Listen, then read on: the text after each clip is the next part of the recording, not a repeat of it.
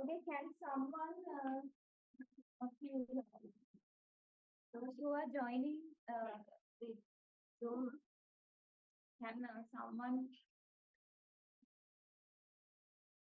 someone tell me whether you can hear me or not? And you can use the chat box, or else just speak louder whether you can see or not.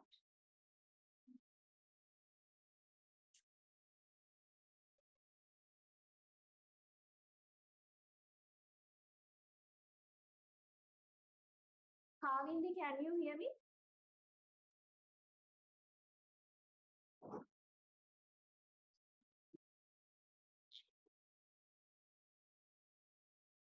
Yes, ma'am.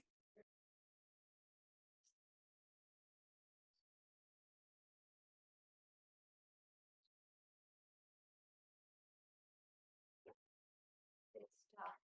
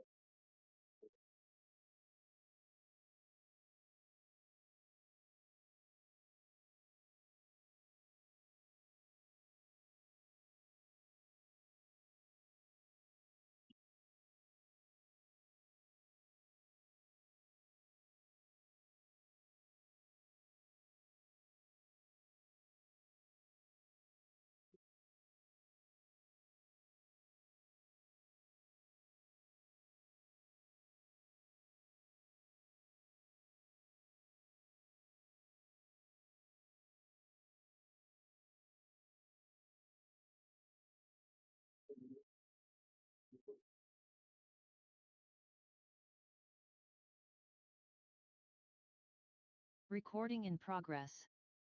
Right, let's start the session then. This is your second meeting, right? First day school, we have done online, everything online. But I don't know if it's you know where school so it was online. We after that it was after that also nothing. But very hard to decide. So they are for first of all, this is tutorial. I'm not going to just like give you the theory is something like you have done in your school. You have to do. Uh, I'm going to give you some questions you need to solve, right?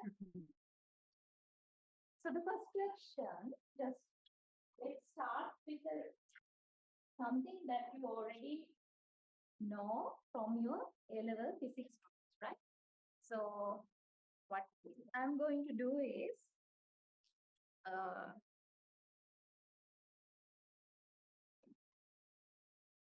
here you have a resistor, and then again you have a resistor. You are going to find the equivalent resistance of this given circuit, right?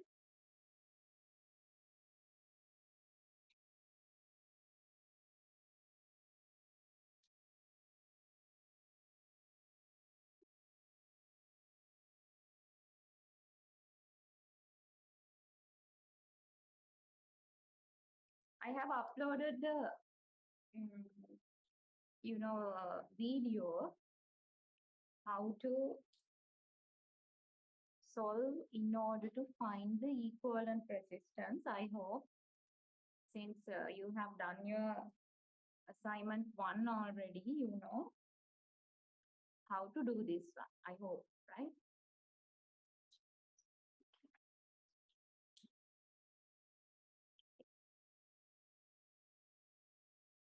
Then finally,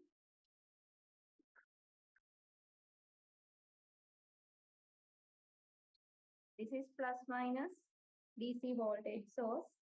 This is 1 ohm. This is 2 ohms. And again 1 ohm. This is 0.5. And this is also 0.5,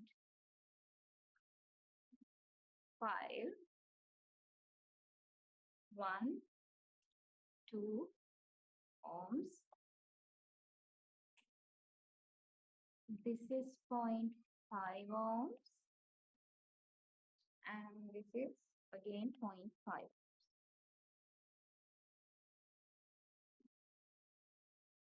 Find the equivalent resistance.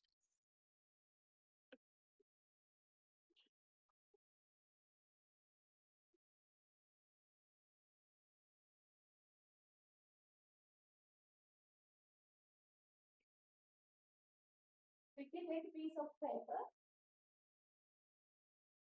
and try this out.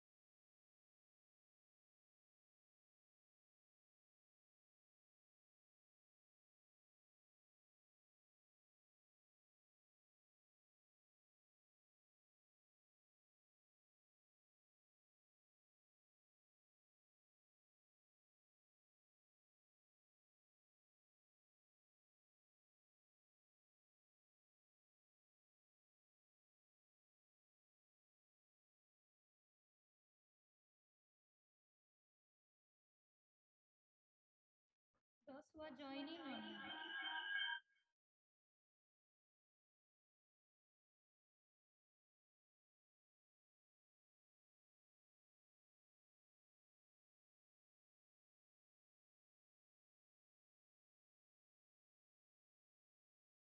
Those who are joining online also, you have to take a piece of paper and try this out, okay?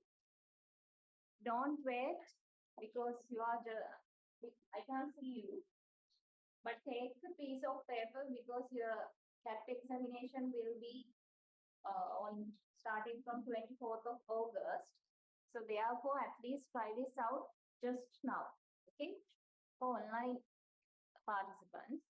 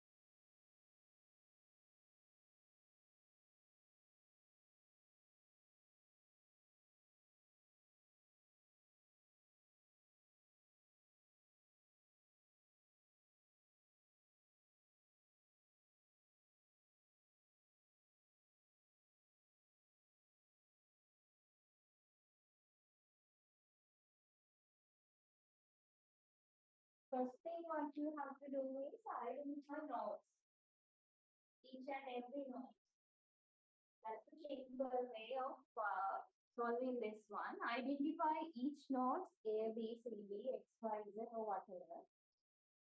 And then now to try to identify same potential difference. Right? Elements interconnected with same potential difference. According to that, you will be able to do the simplification. When it comes to simplification, series combinations, which means like this.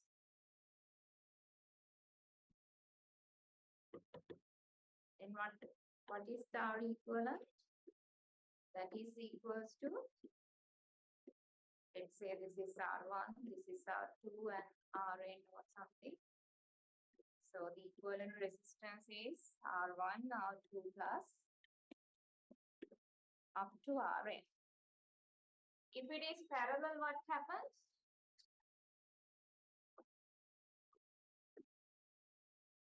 Parallel combinations, R equivalent is,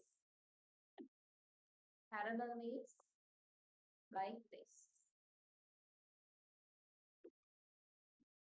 Same potential difference. Here you have, let's say, node A and node B. Likewise, you have, let's say this is 1, 2, up to N Rn. Then the equivalent resistance is 1 over R equivalent equals 1 over R1, 1 over R2, up to 1 over Rn. Or else you can say same thing for the parallel combinations. R equivalent is equals to 1 over 1 over R1 plus 1 over R2, something like that, up to Rn. Or else, again, you can simplify this one like what? For parallel combinations, again, R equivalent is equals to R1, R2, up to Rn, plus R1, R2, up to Rn. If parallelly connected like this. These are the two forms that you can use in order to solve this problem. But the problem is that is not a simple form of circuit diagram, right? Not like everything in series, not everything in parallel. So you need to, one by one, you need to simplify, then you will be able to identify some resistances with parallel combinations and also some resistances with series combinations, and then finally you will be able to simplify this circuit diagram into this. Here is your voltage source and this is your R equivalent.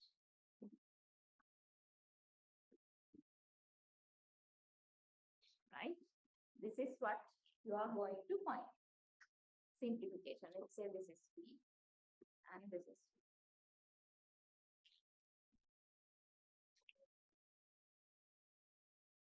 I'm going to erase this one, otherwise it's finding anyway. This section.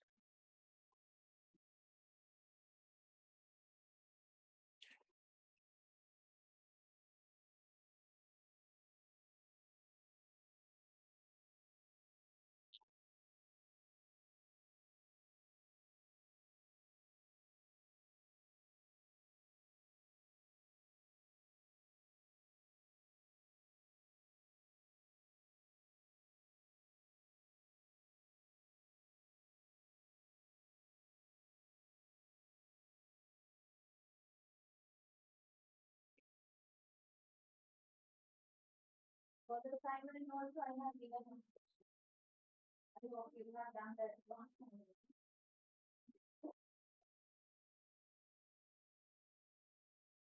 And it is somewhat easy one because not only only for this applied electronics program course, sorry, not the program, but also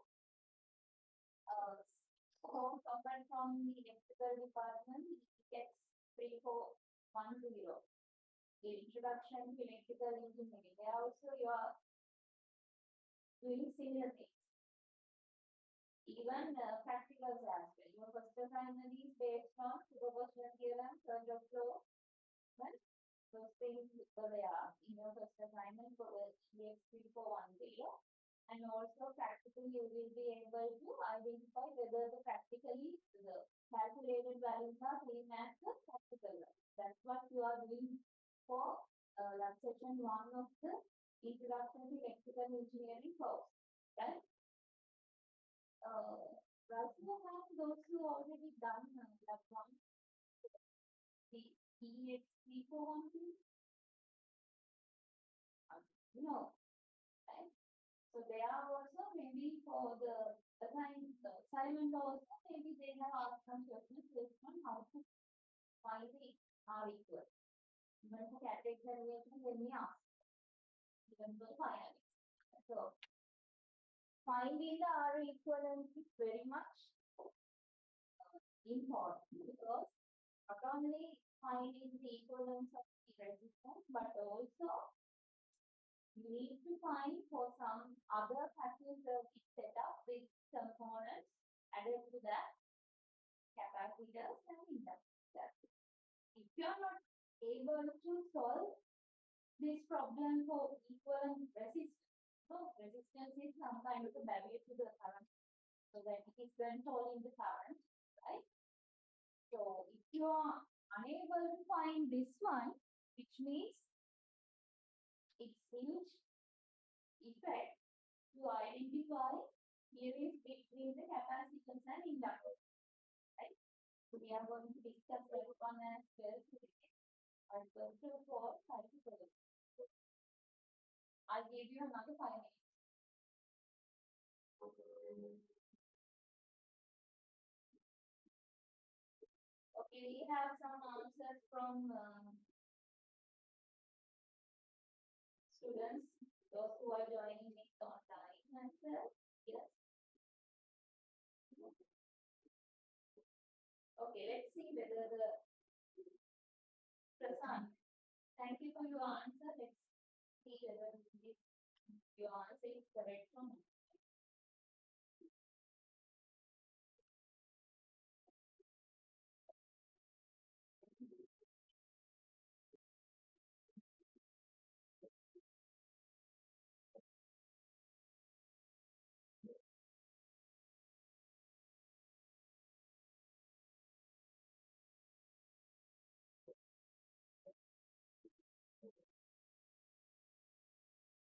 So for the first day of school, we have done how to identify paths, loops, branches, and nodes.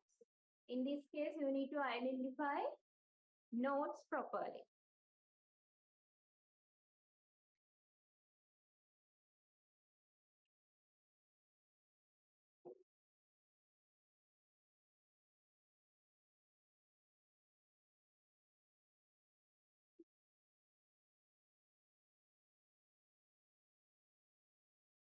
So how to identify nodes? Let's say this is A. Then what's happened? This one is also a same node. So you can take this as A as well. This one also you can take as A. This one also, obviously that is A, right? And then here again you have another node. Let's say this is B. Everything interconnected to the same line. So this is again B. And this is again B, right? And let's say this is C. So this is in the same path. So this is again C. And this is again C, right? And then if you take this as D and this is D. Now identify same potential combinations. For an example, these two those are in same potential difference, right? A to C, A to C, which means if I take this one, C to A combination, if I take this C to A combination, it's like this. 1 ohm resistor is parallelly connected with 2 ohms resistor, right? So this is C and this is A. So you can simplify this into one resistor, find the equivalent. So how do I find the equivalent? This is parallel combinations. R equivalents, let's say this is taken as RCA, something like that. Let's say RCA is equals to 1 into 2 over 1 plus 2. Or else you can go for a lengthy one, which means 1 over R resistance in the CA branch is equals to 1 over 1 plus 1 over 2. So if you simplify this and take the denominator to the numerator, then you can have this. Then find the value. What is the value is? Likewise, if you simplify this and you are replacing this with RCA like this, then what happens? These two are disappearing. Then again, what you can see, you have CD, you have CD, right? This one, same potential, this one, same potential, which means it's again like parallel combination. So you can take the CD node and then find the answer. And then after, you can replace this one and this one with one resistor. I'll show that like this. So let's name it as RCD. Then what happens if RCD is coming to this here, then these two are going to disappear, right? That's how it works. Likewise, try to identify same nodes, same parallel combinations and nodes, and then finally come up with this one. Final circuit setup. This is what I want.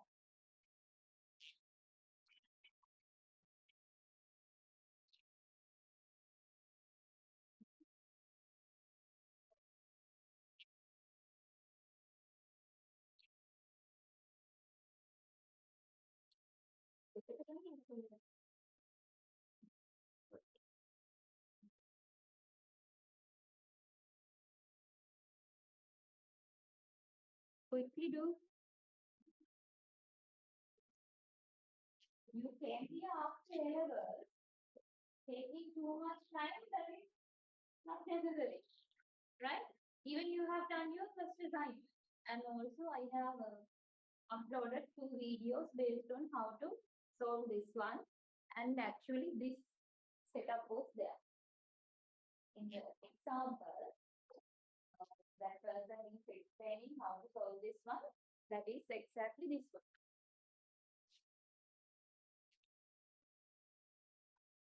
Okay, what's the final answer? 0.71. 75.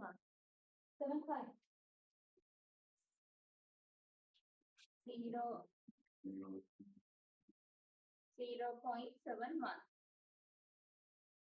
Okay, we have one answer 0.71, and also we have answer from Prasan. Online participant answer is 13.5 over 45 over 5. Anyone can solve this one and tell me what one? 13.5 13 over 45.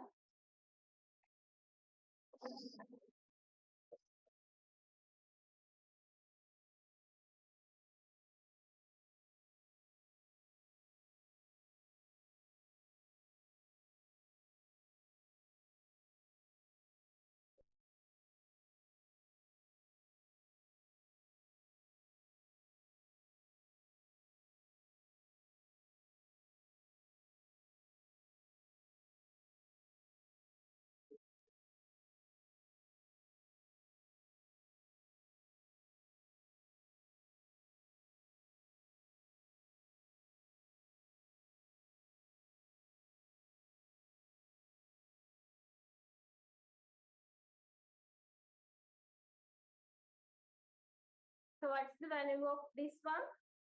RCA is equals to what?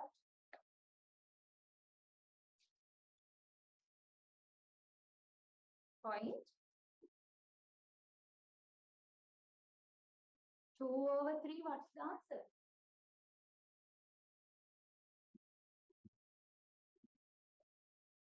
Point 66. Is it correct or wrong? 2 over 3. 1 over 3 is equals to 0.33. 2 over 3 is equals to 0.66. 6666. Continuous sixes are there. So what is this RCD value? Here to here value? RCD value, what is the RCD value? So RCD, if we take this CD branches, then what you can say, RCD equals to 1 into half over 1.5. Or let's say this is half, 0.5. So what is the answer? Sorry? 0.3.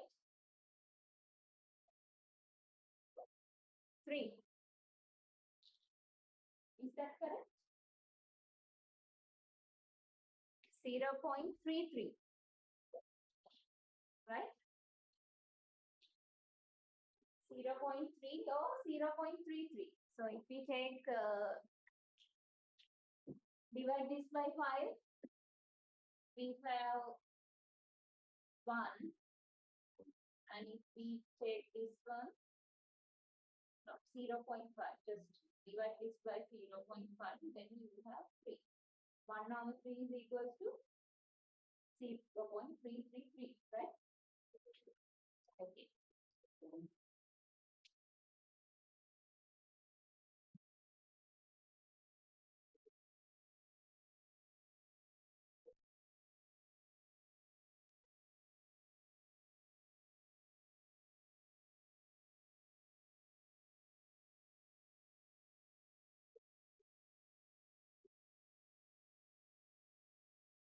And don't try to like solve everything using one diagram. Now you can simplify these two, no? So then redraw this one. Now let's redraw same diagram into simplified one.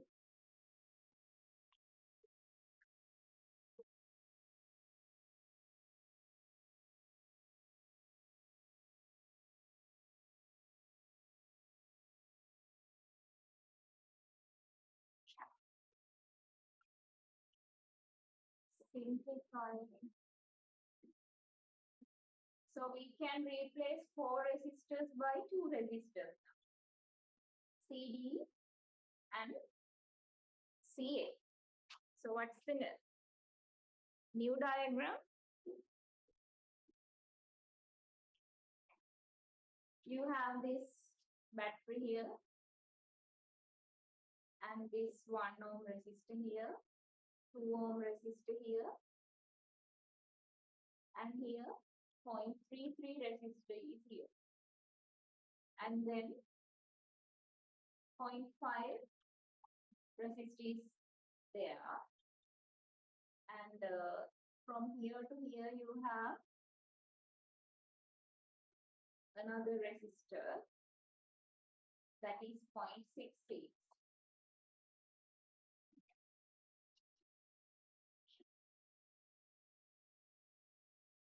And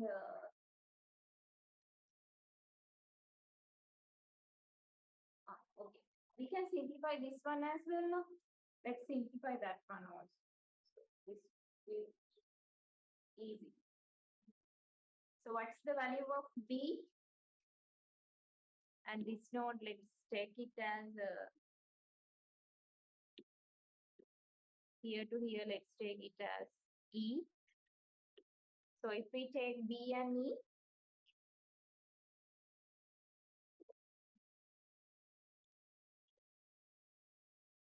are they connected in parallel or series?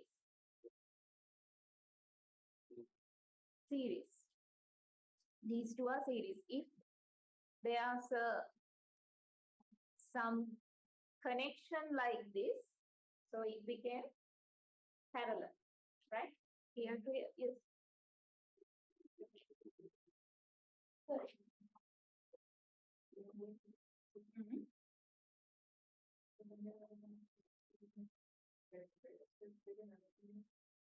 Oh, yes. Thank you. This one.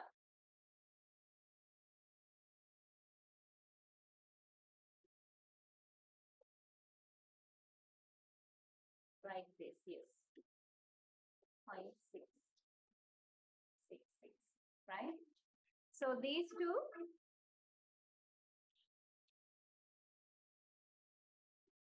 they are interconnected with series, right? Like series. So 0.5, 0.5, which means you can replace it to here as 1 ohm. So here you have 1 ohm resistor.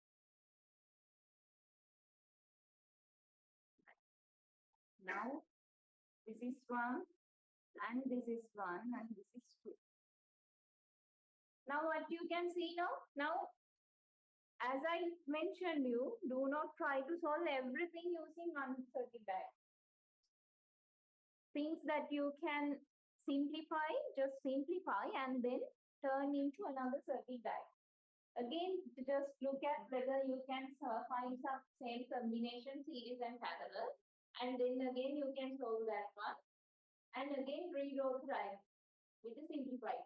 Likewise, until you get the R equivalent resistors connected with the voltage source, you need to simplify this. Now, this node, if we take these two nodes,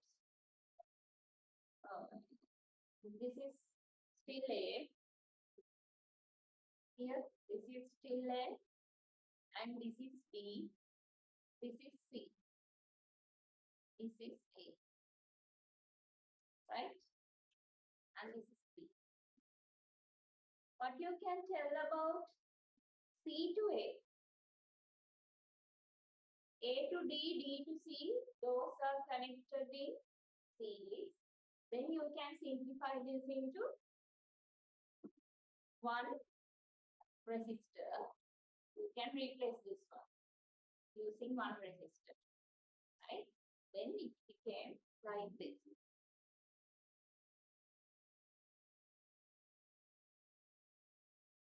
Which means 0.33 plus 0.5.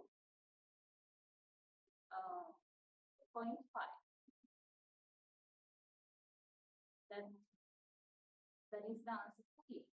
Now again you can have a parallel combination here, C to A. So take the RCA here. That is equals what? 0.66 into this value divided into 0.66 plus this value. Then what can you do? You can replace these two into another one resistor. Then that resistor is connected as a series connection to a 2 ohm resistor, right?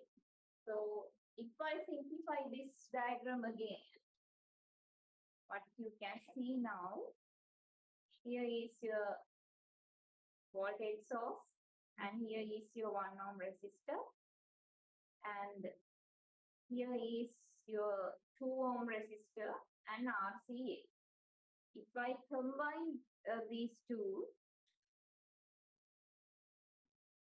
Madam, with RCA, yes, Madam, can you explain what happened in that AB branch? Because I have seen that the two resistors, 0.5 ohm resistors are, even though they are connected series, but they yeah, are connected to the same path. That's I have neglected that part. Those two, because they are connected to a same point B. No, same point B, yes. It's uh, like, do we need to consider them? Because does any current flow through that branch there? yes, yes, current is flow through that path because it's like this. Now what? Current is flowing through that now? That it was like this now, here to here and here to here. And then you can combine this path like this. So two resistors connected together. Is that parallel or series? Huh? That is definitely series. Yes. You just taken the like short circuited path and you neglected that, no? Yes, yes. No, when you are trying to identify the equivalent circuits like this, you need to just take that as well, right? Okay, madam. Then my answer may be wrong. I am Uh, Prasan. okay, okay. Then Okay. this is 1 and 2 RCA, new RCA, let's say R dash CA. So you can take it like this. Now this value is equals to dash RCA plus 2 ohms. Now you can combine these two, 1 and this value. Then finally you can find the R equal, right? That's how it's done. So if you had some wrongly solve your answers, you can just try it out by yourself. I'll give you 5 minutes. Try it by yourself.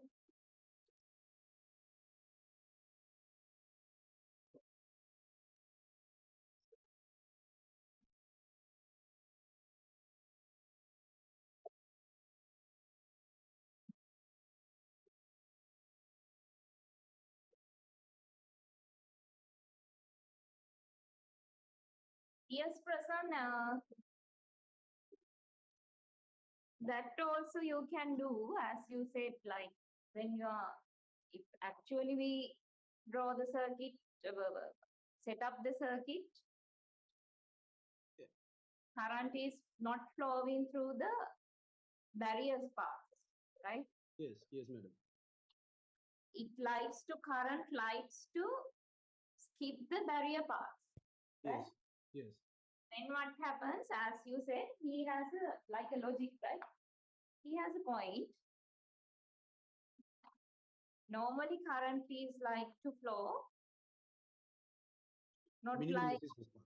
yes, Yeah. minimum resistance. Why? I is inversely proportional to the R.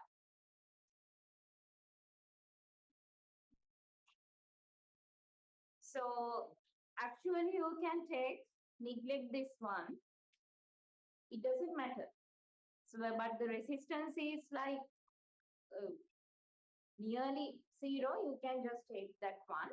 But as he said, of course, you can take it, neglect this one, and then you can do the part. Then what happens? this path is going to disappear because of that actual circuit setup, as he said. Then here to here, what happens? Yeah, here to here, then what happens? Current is flowing through this circuit, so this part is going to disappear, right? That's the beauty of circuits, right? So if we just add the resistor here, not like this. Let's say this, there's a resistor as well. Now what happens? Definitely you need to take the equivalent. Why? Current is flowing through this path and current is flowing through this path as well, right? So, right. Now, let's go on to question based on a Kirchhoff law, right? What I'm going to do is today we are going to discuss each and every circuit theories that you need to understand and learn. And those theories are very important until the end of your life, not for 3304. You came here as with the ambition to be a mechanical engineer, or what do you call mechatronics engineer, especially mechatronics engineers doing students, you need to have electronics knowledge and also mechanical engineering. Let's say for the relations you are telling I'm not an engineer. Then what happens? Then you are unable to identify like a sort of a circuit diagram. Then they don't say you are like engineer. Boss can do than you, right? Electrical boss when came to your house to do the wiring and all sort of things, right? So therefore, don't forget these things, because for control systems engineering, mechanical controlling, electrical controlling, everything will be there for level 5 course, and for especially for mechatronics students, entire course will be through these circuit setups and all sort of things, right? So therefore, just remember, that's why for your levels also these things are there. Capacitors, resistors and certain flow aspects. But one thing maybe you are going to learn, that is inductor, right? Capacitors, some sort of things you have learned in your levels is big. But inductors, I think that's kind of a new component for you. That is electronic stuff, right? So just forget about capacitors and resistors. Now let's do another question. Let's say you have voltage source. This is let's take the value, right? I prepare. Let's take a question because you need to have values.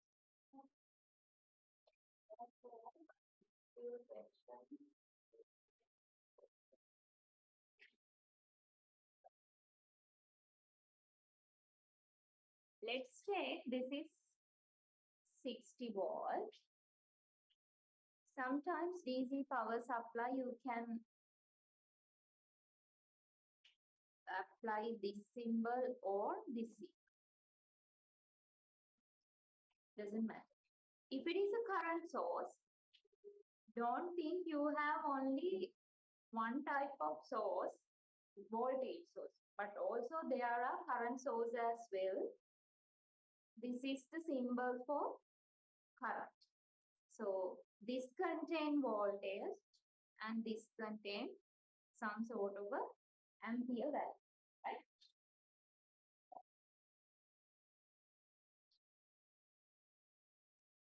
Here you have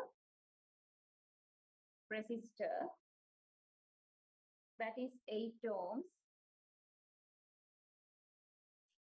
I'm using this circuit diagram because if I give you some values, definitely you cannot solve that until the end of this session, right? Which means like equivalent resistance for the parallel combinations, you need to do the mathematical function like division and multiplication. Maybe it will take some time, right? Therefore, I'll use kind of a standard diagram. And here to here you have 10 ohms. This is based on a Kirchhoff law, right? And here you have a current source. Don't worry about current source. Only thing applied to the circuit is current path also interconnected to the circuit, right? So let's take this value is, we don't know Ix, right? Which means current is flowing from here to here. So here also you need to identify what are the nodes, right? And then here to here, 8 ampere is flowing from this branch, 8 amperes. So now you know what you have to do is find the, if this current source containing Vx, let's use another color, Vx voltage, find the value of Vx, right? Find Vx. So first of all, here also, if you need to apply KCL, what's the KCL? There's a node, current coming to this node is equals to current goes from that node, no? So here, this is really annoying, huh? Using this whiteboard. Here to here, let's say you have I1, I2, and that those currents are passing like this from this node, same node. I3 and I4. So what's the Kirchhoff current law says? I1 plus I2 is equals to I3 plus I4, or else you can say take the summation sigma. If you take the sigma I1, I2, I3 plus I4 is equal to 0. Sigma. Which means you need to identify paths as well, right? Minus and plus sign for the circuit diagrams are representing the direction of the circuit, current flow, direction of the current, right? So sigma means not take the summation of all these four, but the algebraic sum. Algebraic sum means you need to apply the direction of the currents as well, which means what is the sigma of this? If these two expressions are equal, which means I1 plus I2, if you take the directions, this is opposite to this direction, then minus I3 minus I4 is equals to 6. Then again, if you take the this side to this side, minus side to right hand side, then this is the answer, right? So first of all, identify nodes, and then let's take this node. Here, this is the node.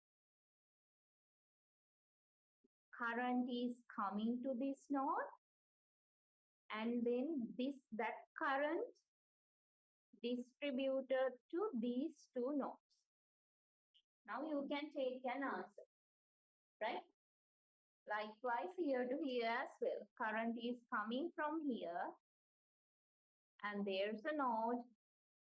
There's another current is coming from this branch.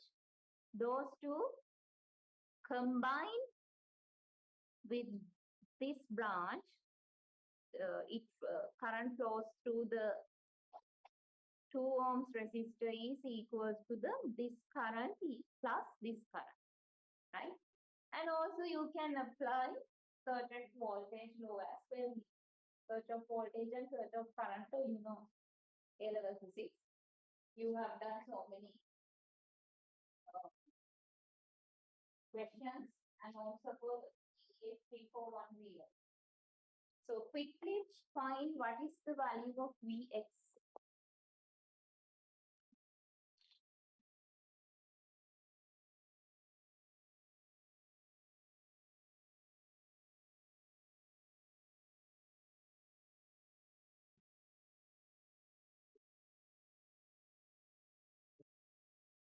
Someone tell me what are these?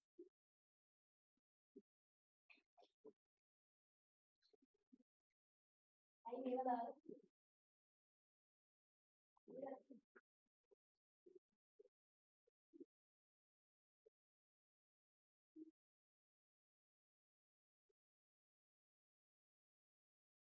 Then I should. Other things, current sources, current within sources. Even you can just say, example, I remember. එයාගෙන් වෙන current එක එහා පැත්තේ යන අනිත් current එකක් එනවා ඒ side එකට ඒ දෙන්නට එකතු වෙනවා කියලා.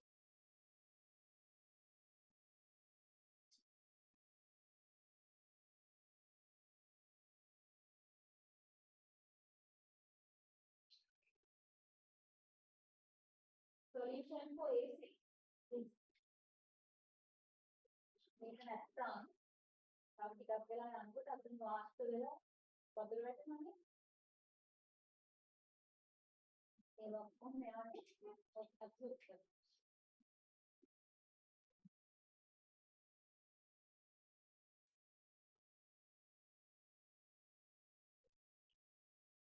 There's a hidden point here. You know, whatever the circuit is, let's say like this, if they are in same potential, which means whatever the resistor value, V1 is equals to V2. If the potential is same, right? V1 is V2, whatever the R value is. No need to equal the R value. Only thing what happens, current flowing through the R1 and R2 are different, right? But the voltages are same. So if you apply this concept to this here, into this mesh or the loop, you can say mesh here. So let's say this is not X. Let's say this is node A and this is node B. Then AB potential is equals to here value and here to here value. Then what you can say, this is 60 volts. 60 volts minus IR. Something I into A. That is equals to, I'm talking about this A and B. Don't think too much when you are solving these things for, right? There are some kind of concepts you can apply right away and then you can find the answer. Okay, 8 ohm resistor. Though this 10 ohm resistor also same, in the same potential. So what you can say, there's some kind of a current is there. let's say that that's I1 and this is I0 or something like that, and into 10. But the case is, you know what is the value of the current. So therefore, you can find what is the I1 is y. 60 minus 8 over 8. 8 into 8. What's the value? Voltage drop you can find. So that difference is equals to this voltage. So therefore, you can find the I1 here. Likewise, try to solve this one.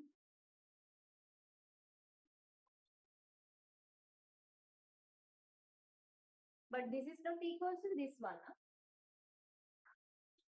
10 ohm resistor and 2 ohm resistors are in different potentials due to this 4 ohm resistor, right?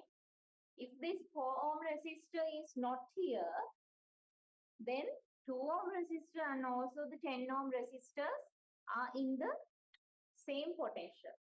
But we cannot do that because 4 ohm resistor is there. Therefore, 2 ohm resistors and the 10 ohm resistors are in different potentials, right? You can't apply everywhere this one. Whenever you have this kind of a combination, you can apply that including sources, not only resistor value, but also like this. If there's resistor, like voltage source also there. So if you take the algebraic sum of this line and this line, those two are equal.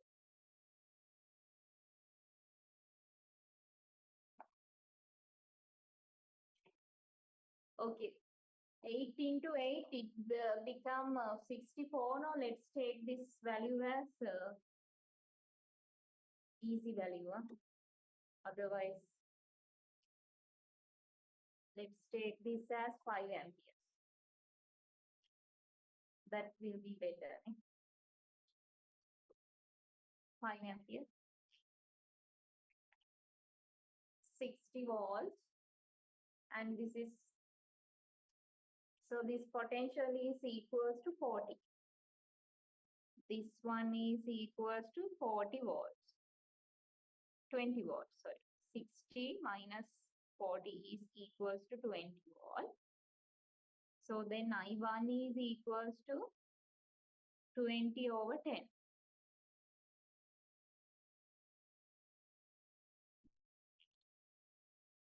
5 ampere coming through here. 2 amperes goes down. 3 amperes goes from here. Right? Current passing through the 4 resistor is equals to 3 ampere.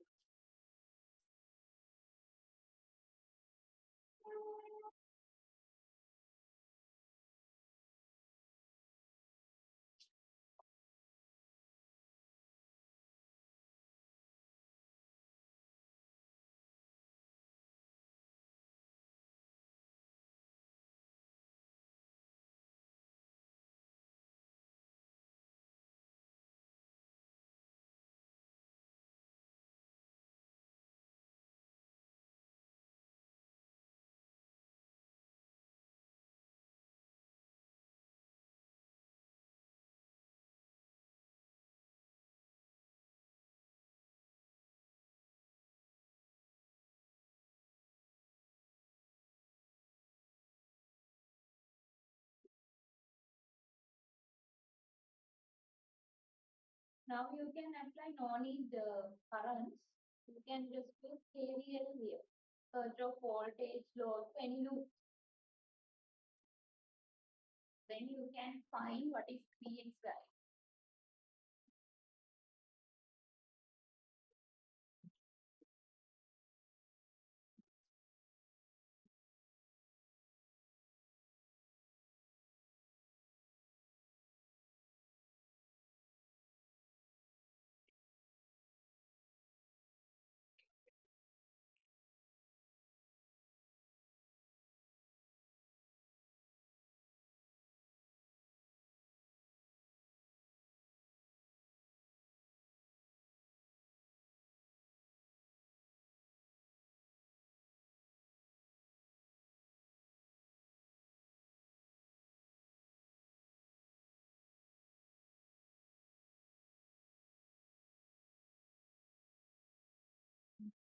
You can use the central loop to apply the KVL here. Central loop means here to here. This one. Only this one, because you know what is the voltage difference here. You know this one, which means this loop. There are so many ways how you can solve this one. Question is asking to find the Vx value. So now you apply KCL as the initial statement, KCL and also Ohm's law, right? Using Ohm's law, that's how you identify this potential, right? So then you can use now KVL to the central loop, right? Central loop means here. 10 ohm resistor is here. Now view what is the voltage difference here. And you have this 4 ohm resistor. And then you have this current Ix and this. This is the loop you can use. To this loop you can use KVL. Now you have 20 volt here. Let's use that. 20 volt.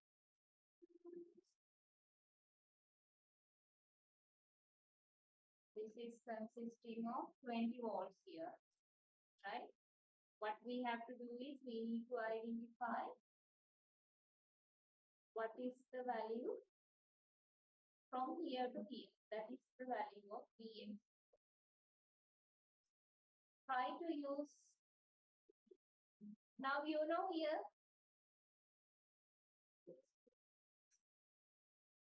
what is the voltage value of this 4 ohm resistor, potential difference between this resistor? Here to here, it passes 2 ampere. Yes, 12 volt. Why? 4 into 3 ampere. How this 3 ampere came here? Because of this one. We have 5 ampere coming from here. From this node, initially there's a 5 ampere coming from here. And then we applied this potential difference and then we identified current passing through this 10 ohm resistor is 2.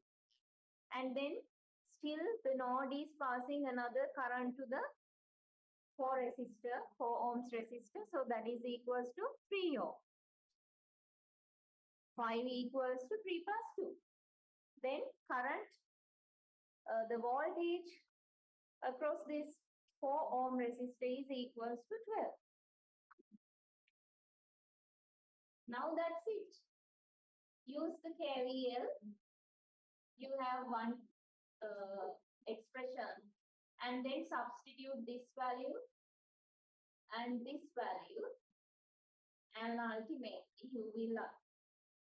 you can find the value of V. Something with V. Tell me quickly what is the Vx value?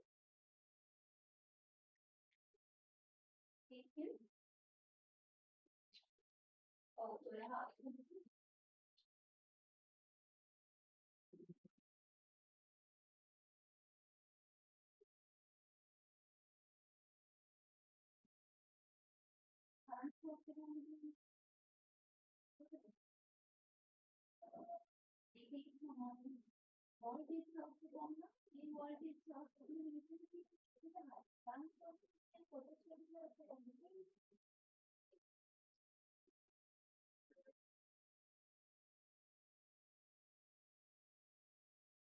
what is the Vx value?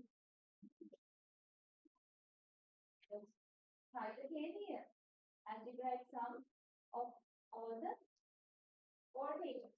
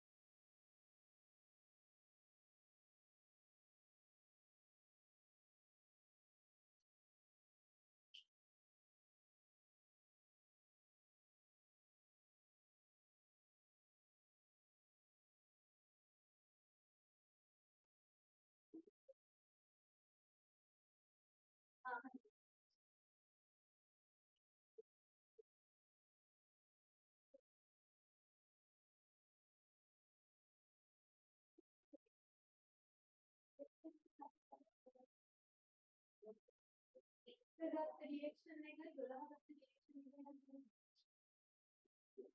හරි වෙන්නත් පුළුවන්. ඒක නම් බලන්න. Expression එක what is the expression coming to here?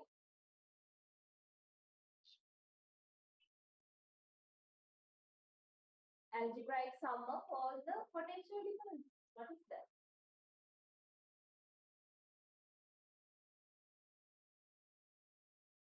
We have taken this loop. So minus voltage across the 10 ohms. Why? Current is coming from here, but we are going to find the value using loop in this direction, right? Then plus value of the resistor 4, potential difference of the resistor 4, and then Vx is equals to 0. Now substitute the value of V10, substitute the value of V4. So what's the value of Vx?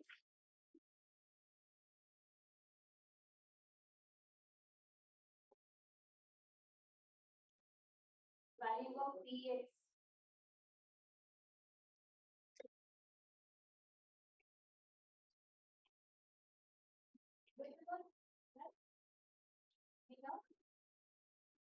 Current, the 2 ohm direction of the 2 amperes, which is passing through this 10 ohms, is here to here. But loop we are getting, the way how we are getting the loop is here to here. That's why it came as minus V10, right? Here to here. Here, current is flowing from here to here. Potential from here is minus to plus. But here, minus is here, plus is here. Which means it's like a battery connected like this. Then if we are taking the algebraic sum, then obviously this minus is coming to play. But if you are taking the loop in this direction, you just neglect this one and you are getting the value in this direction, then what is the algebraic sum? Vx minus V4 plus V10 is equal to 0. Either way you can do that. So what's the value of Vx? 8 volt, right? So as you can see, in order to identify this value, no need to identify the current or the voltage across this resistor, no? You didn't take this one. You just apply to this node KCL. Then you identified what are the currents passing through these branches. Then what you have done? Either way, you can use the KVL, no? What you need, a closed loop in order to apply Kirchhoff voltage law. So either way, you can use maybe the entire circuit or this loop or this loop or this loop, or else you can just take this loop only. Then what happens? 2 ohm resistor is going to be disappear, right? Right. So whenever you are solving problems, make sure to get the equivalent circuit, right? Don't just try to do everything using first circuit setup, right? If you find some simplifications, just take the simplified version and then apply the whatever the voltage law, Kirchhoff law, whatever. Okay. So apart from this one, you may learn about nodal analysis and mesh analysis. Right? Actually, in order to solve this question, you already used the mesh analysis and the nodal analysis. Nodal analysis means you are identify the respective nodes, and according to this is the reference node. You are identifying a reference node. According to that, you are just trying to identify how the currents are come and go. That's the nodal analysis. Mesh analysis means here you have the entire circuit setup. If we take one loop which is not interconnected with other elements, that single section we are calling as mesh. So in order to solve KVL and KCL, in order to apply an KVL or KCL, you need to identify a mesh and also respective nodes, right? Respective nodes means reference node you can identify. Either this one, either this one, either this one, it's up to you. According to that, you can just find where the currents are going or how the currents are coming to this node, right? You need to do that now in order to apply the KCL. That's what we are calling nodal analysis. Nothing else, huh? No need to worry about the name, but you already applied that nodal analysis and mesh analysis. That's what I wanted to say. So, and just a matter of identify a mesh, I'll tell you a theory behind the mesh. Okay. So up to this one, do you have any question? By looking at your faces, I can see just you guys like hell mind now. You're in a hell like that, I can see. So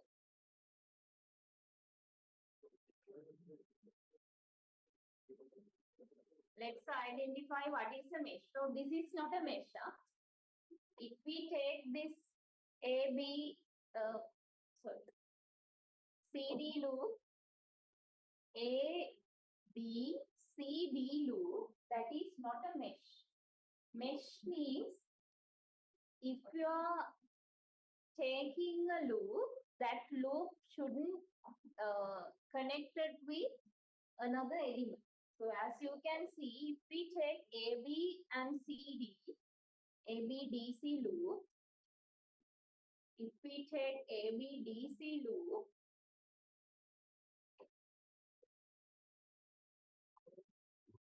you can see 2 ohm resistor is connected inside that loop.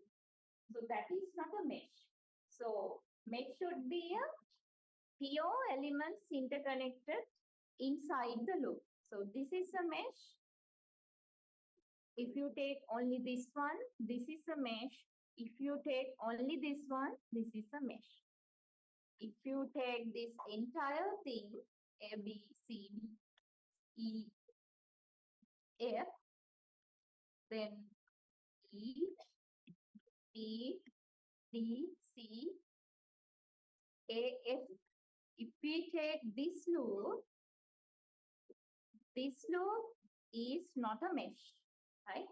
That's the only thing you need to understand about mesh analysis. Actually, no need to bother what is the mesh, which loop I'm going to find using this mesh. No need to apply that one. Just name all the nodes, and then when you have done your A-level physics, that's what you have done. No?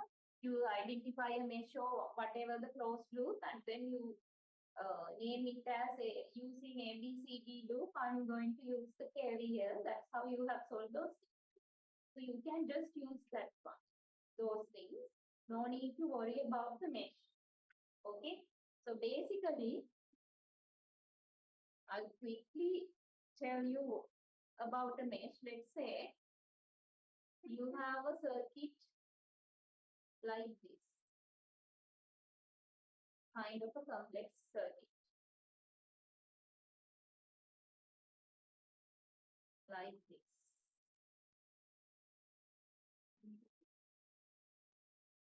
Let's say this kind of setup is there. like this. So the mesh means this one is a mesh if we take only this closed loop. A, B, C, D. If I take E, let's say F, G, H, I, like this. So if we take D, E, G, A loop, this is a mesh. But if you take these two together, then that is not a mesh obviously. If you take this one, this part, this closed loop, that is a loop but not a mesh. Why? Inside that loop, you can see there's a resistor connected inside that loop. Okay, so mesh means loops, only elements are interconnected, but other elements are not interconnected inside with that loop. And even we are not taking this one. If we just select this loop, you know, if we apply KVL, you are going to neglect this one, no? Because you are just taking this loop, no need to worry about this one. So that is not a mesh, that is a loop. So this is this one and this square, it is a mesh. This square only, that is a mesh. This square only, that is a mesh. So nodal analysis means that is mesh analysis. Nodal analysis means you are taking a node as a reference. According to that, let's say this one, no, this one, whatever. According to the reference node, you are find out the currents. This one, or here to here.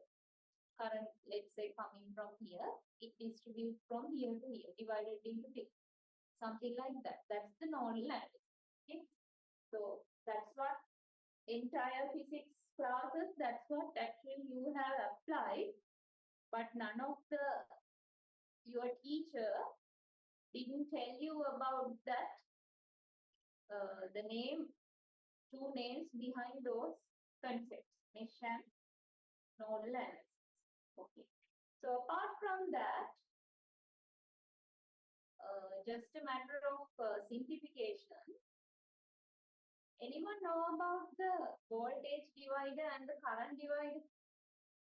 If you have two resistors and parallel with parallel combination, if you have two resistors with series combination, anyone will know how to apply voltage divider and current divider? Any idea? So those are the some sort of things you need to learn in order to simplify your question or the circuit diagram. In order to simplify those, whatever the circuit diagram, you need to understand those concepts. So for the current divider and for the voltage divider, it uses Ohm's law. So what is the Ohm's law? Just tell louder. Don't afraid of me, right? Just tell, what's the Ohm's law? You know Ohm's law means?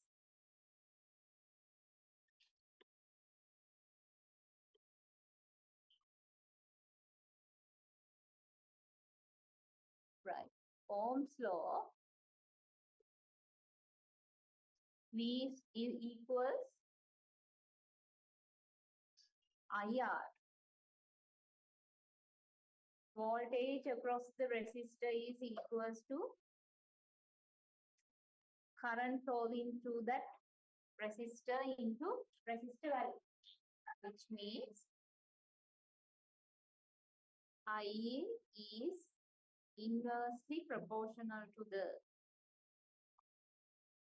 R. V is proportional to the R. Right? the relationship between current to resistor and voltage to resistor. So as you know, if we take series resistor combination, here we have R1 resistor and here we have R2 resistor. This is R1. This is R2. Tell me what is the current flowing through R1. Let's say that is IR1. This is IR2.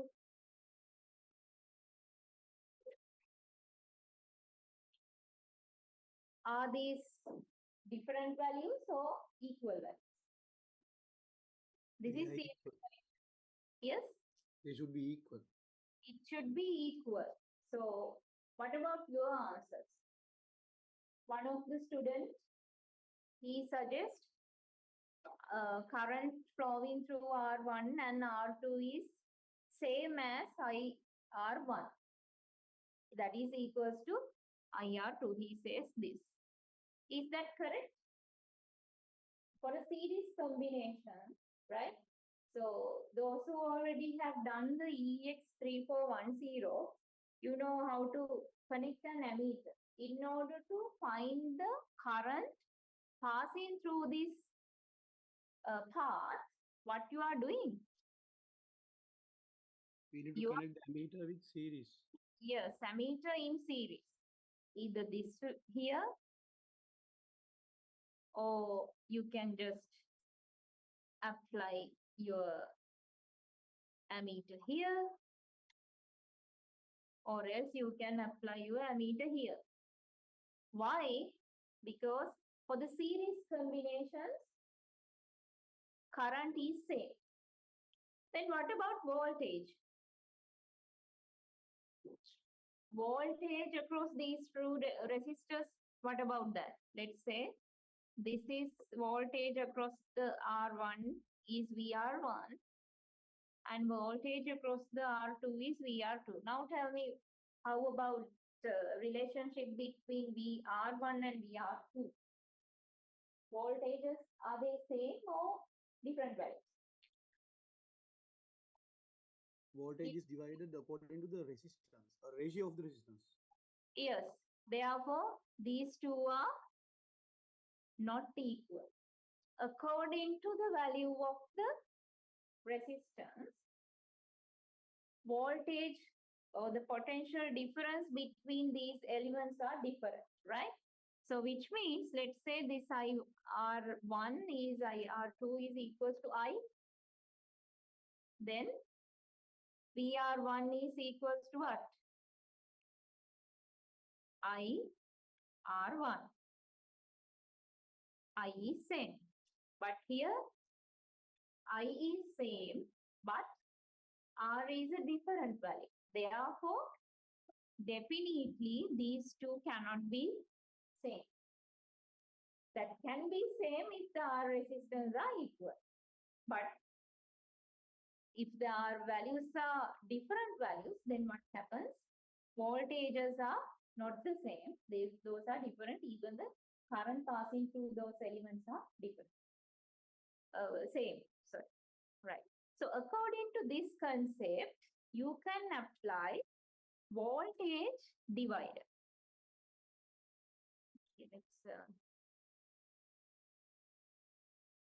remove this one for a while. Now you can apply voltage divider. So remember these things, because in order to simplify your circuit setup or in order to identify currents as well and the voltages, this will be very helpful. So voltage divider,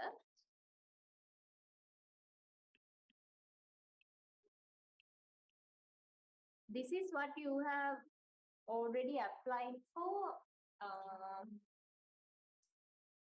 solving common emitter amplification or common emitter transistor diagrams. I'll tell you later. So voltage divider means, so let's say as the diagram you have here to here, and let's say this is ground value, this is 0, here to here value, this is Vx, and this is V1 or something. Let's say this is V in. So using this concept, what you can say, this is R1 and this is R2. Without solving, applying Ohm's law with 2-3 equations, what you can do, you want to find the value of Vx, that is equals to 0 to here, potential difference is equals to the supply voltage, which is V in. As you know, if I take this one, if I want to take the Vx value, which means potential difference between here to here, right? Then what you can do, whatever the resistors value coming here is depend on the value, potential difference, the place that you want to get, but denominator is always same. For the series combination, there are 2 resistors connected, so you need to take the summation of those 2 resistors. And then in order to take the R2,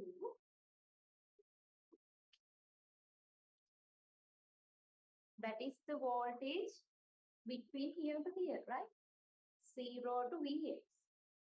Here to here, Vx is equals to, without solving so many equations, what you can do, just take the supply voltage to here, that is V in, and then denominator is always same, summation of the 2 resistors, and then you can find the Vx here. If you want to find the VR1, right? VR1, which means V in minus Vx, right? So there you no need to worry about applying V in minus Vx. What you can do, you can say that is V1, sorry, R1.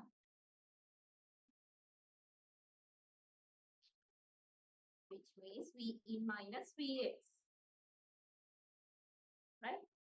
Right away you can apply that one whenever you see this kind of a combination.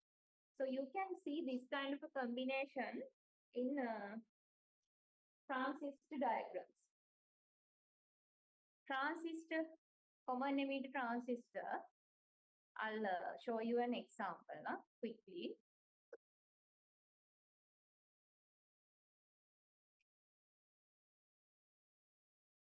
So let's say you have a common emitter transistor like this.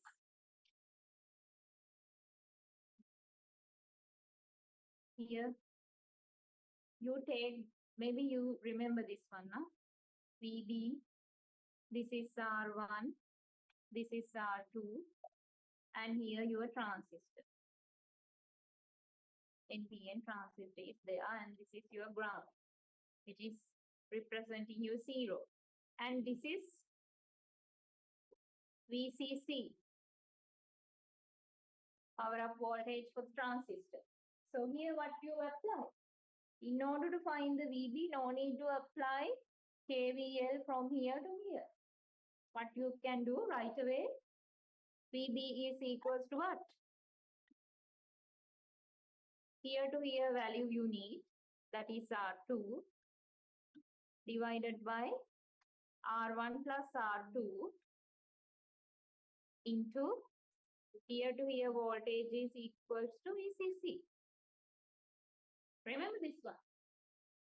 Without using KVL, KCL, right away you can find the VB. You already have applied this one in your A levels, no? Right. So that is a kind of a application you are already using. You can use the voltage divider. So likewise, you can find current divider. You can apply current divider as well. So tell me that now you know when to use a voltage divider for a series combination of two resistors, right? So then if you want to find current divider, what sort of combination should be there in order to use that one? Resistors should be in parallel. Yeah, definitely. Resistors should be parallel while sorry, current divider.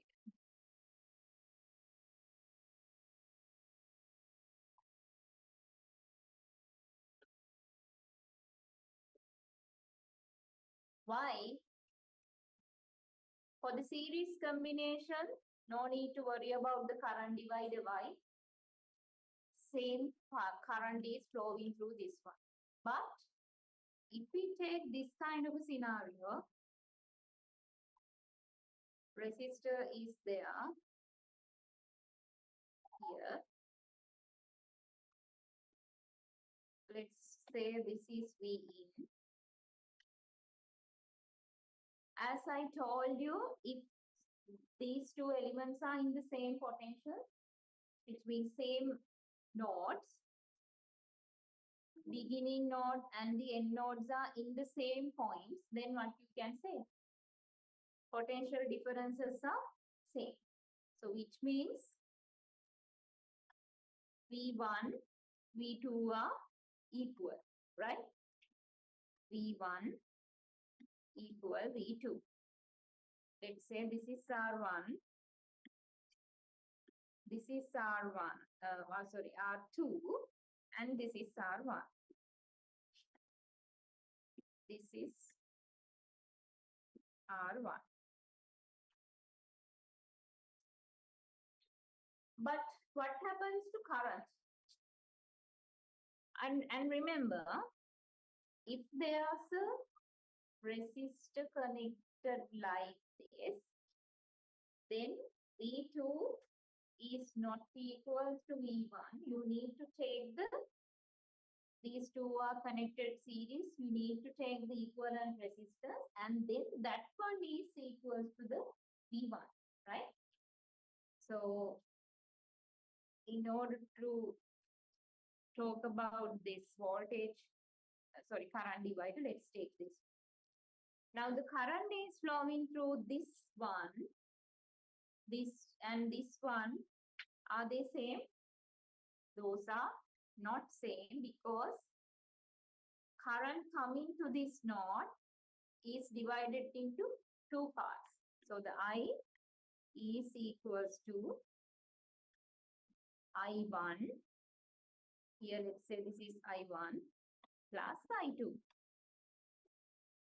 Now like you apply this voltage divider, here also you can apply this one.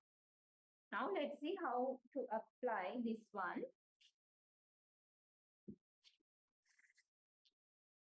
Let's just remove this one.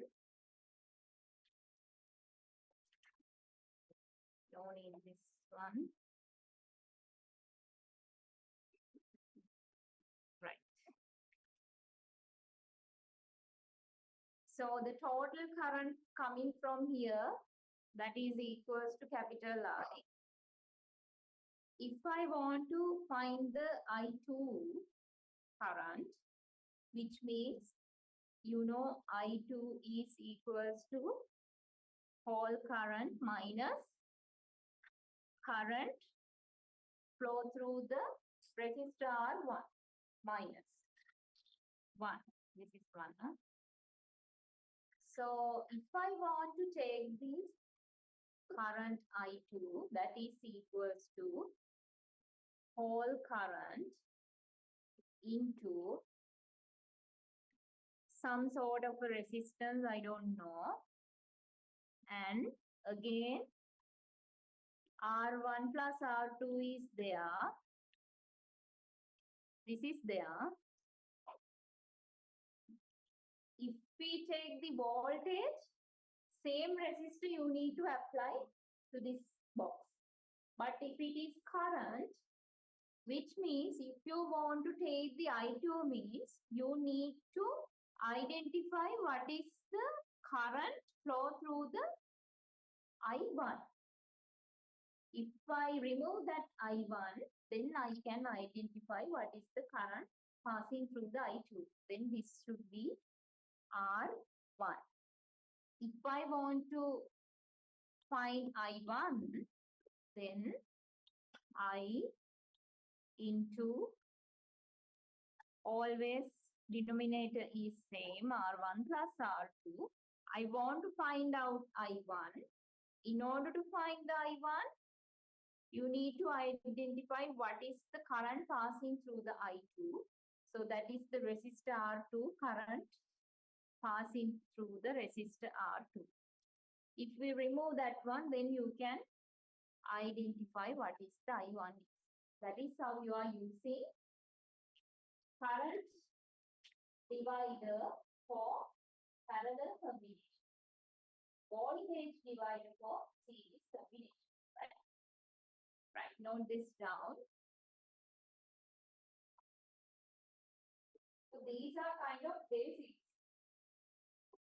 You have some sort of knowledge and you have practiced some questions as well, maybe without knowledge. Just take note.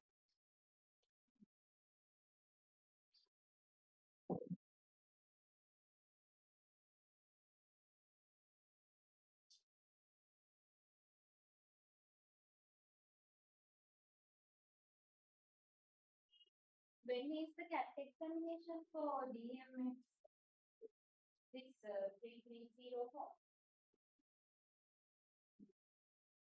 Do you have the timetable or you didn't receive it yet?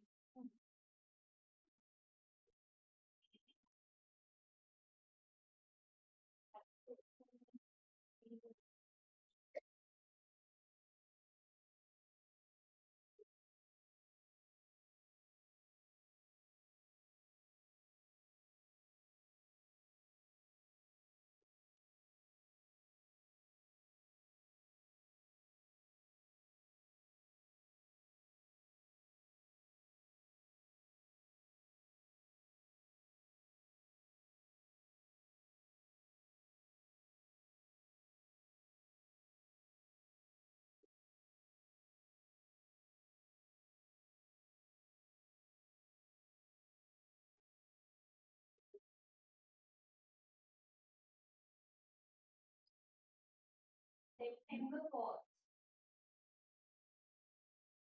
2024.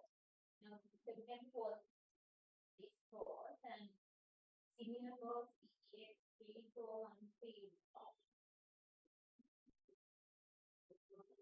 28th of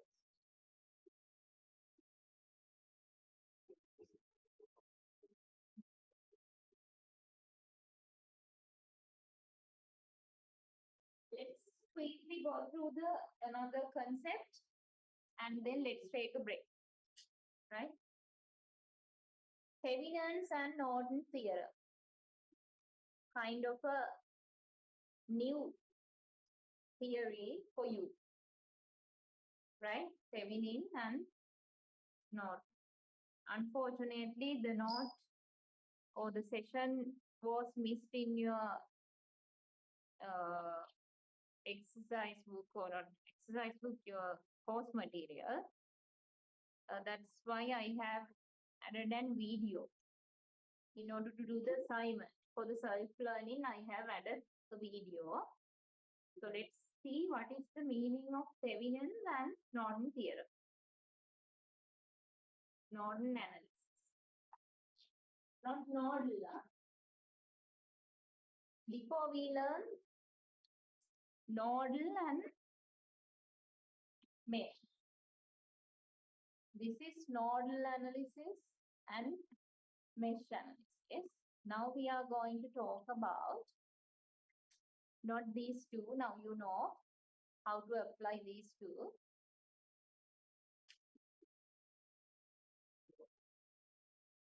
Thevenin,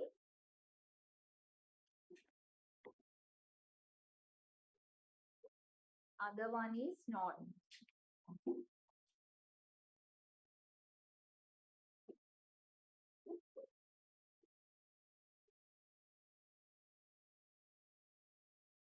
So for the Thevenin, I think this is B. I don't remember. Anyway, this is talk about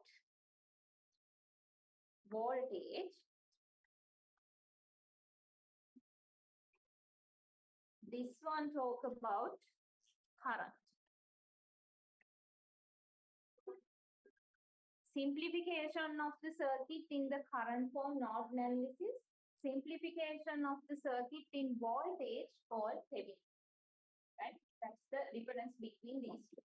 So let's say you have a circuit, some sort of a circuit with some combinations and some setup is there, interconnected to RL. So what is this RL? You may have seen this RL everywhere, which is attached to this circuit diagram at the end of the circuit. What is this RL? This is called, normally when you are trying to simplify the circuit diagram, we just neglect RL and other parts we are going to simplify. Why? RL means the load connected to your circuit at the end. It's like whatever the circuit setup, I want to light a bulb. So RL is representing what? Your bulb or your motor, sensor or whatever. So that is what representing RL. Whatever the circuit setup you are using, finally you need to connect some kind of load. Let's say that is a bulb, LED bulb or this fluorescent lamp or whatever. So that is representing by RL, right? So remember this one. And then what Thevenin is telling, simplify your setup and then identify Thevenin voltage, VTH,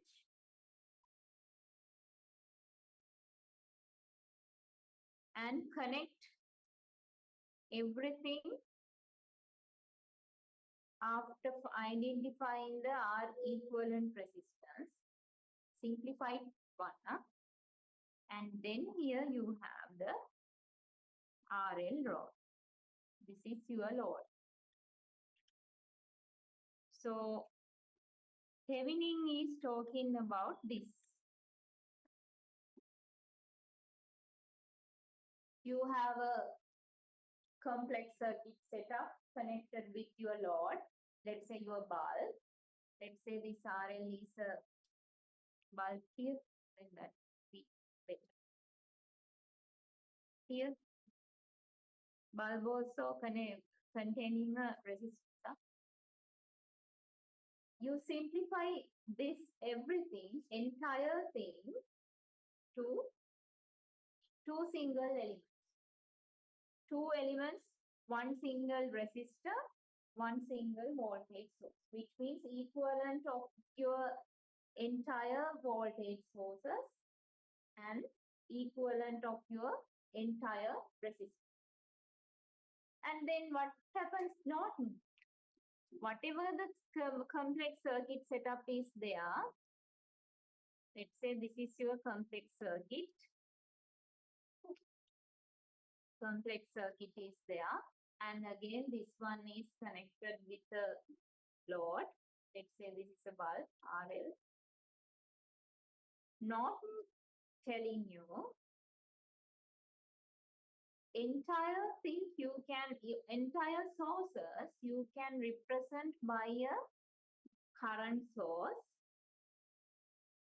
parallelly connected with the resistance.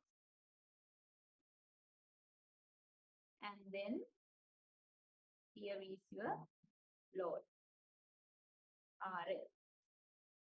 So Norton theorem is talking about this.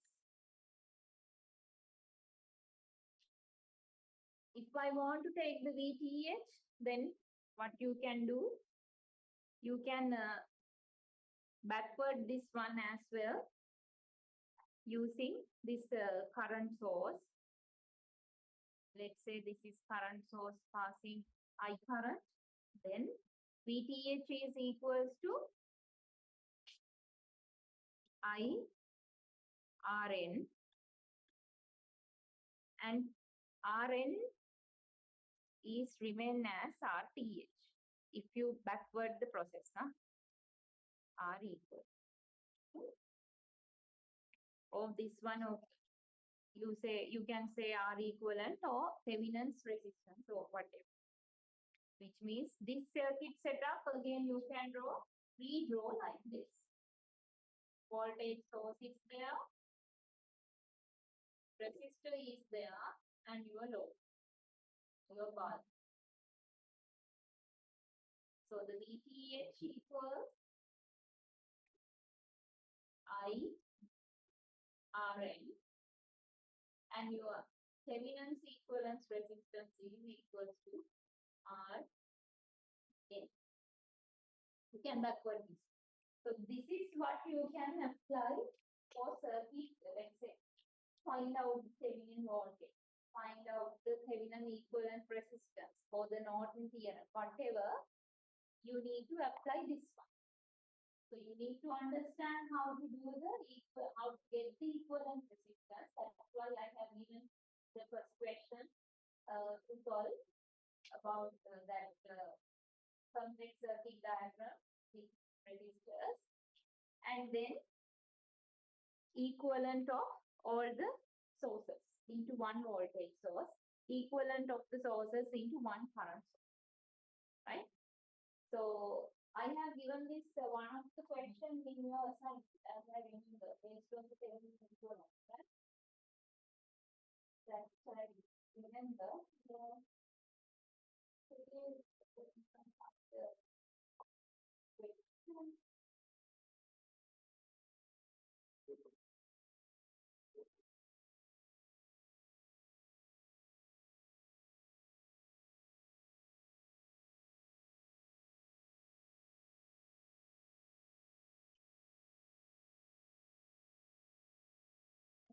One question.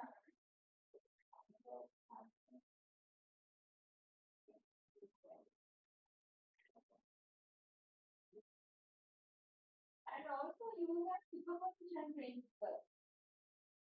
No?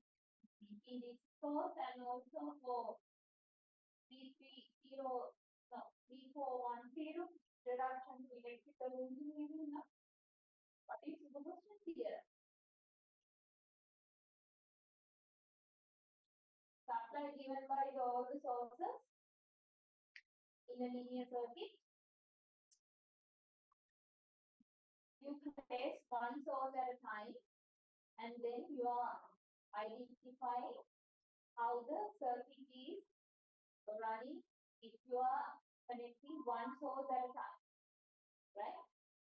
So then what you are doing, you are applying KVL and KVL, and then you may be able to identify about, let's say, there are three sources. One at a time you are going to take, then like this. You don't understand what I'm saying, no? So this is Thevenin. I'll give you a question before that about the superposition theorem. I think first question is based on superposition theorem, right? Your 3410 course, isn't it? In the lab session also you are checking that no superposition theorem, connecting one source at a time, isn't it? So Let's say you have this kind of a combination.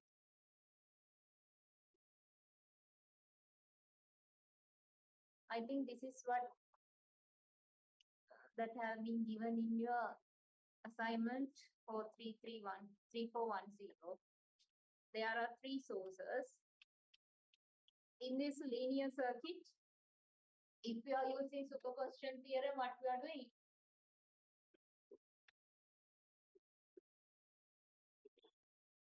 For superposition theorem, what you are doing? You are taking one source at a time. Yes, and then you are going to short circuit other two sources. So then what happens? So let's take E1. If you are taking E1, if you want to apply this superposition theorem,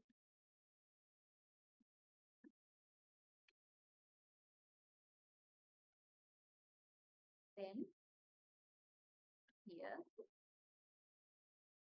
one combination. Use the KVL and find the equation. Write down the equation. It is equation 1. And then again, you select E2. Then if you are selecting E2, what happens? This is going to short circuit. This one going to short circuit. And this one is going to apply as E2. And then you are applying KCL, KVL, and then you have number 2. And then again, if you are using E3, these first two branches become short circuited and apply E3, battery, right? Like this. And then after, one by one, you will be able to solve equation. And these three, and then after you have to have the current equations as well, because from the to the initial diagram you are applying 1, 2, 3, something like that. It depends on the way how you apply your direction. Final answer is same, but I am a student. I am going to use the current I1 is the direction is like this. I2 direction is like this. I3 direction is like this. That's up to me. There's another student. He or she is using here to here value is equals to I1. Here to here I2. And here to here I3. Whatever. It depends on you. But finally, after applying KVL and KCL and then identifying equations and then substituting and do the simplification, then final answer will be same, right? So that's about superposition theorem. I'm not going to give you examples because for 3410 you have done this one as your first assignment and for the lab session, so I think no need that one. So based on Thevenin and Norton theorem,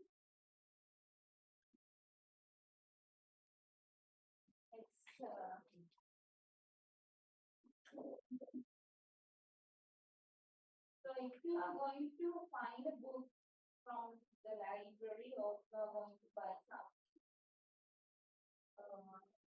just go through last page, right? Why going through the last page? First of all, you need to identify whether the theories that you want to learn, those sort of things are included in the book. No need to get pages like this to find out where it is. First of all, you can go through this one. Let's say it's about motor control of DC motors or something like that. So you are going to just search DC motor control. So every glossary is given here, A to Z. So using that, you will be able to understand, yes, this book is consisting of these concepts that I need. some of the books are there. Let's say it is consisting of digital circuit setups like op-amps, amplifiers, or something like that. But some kind of these questions like basic theories, maybe not. So what you are doing, you are going to the library or you are finding until you see the familiar diagram.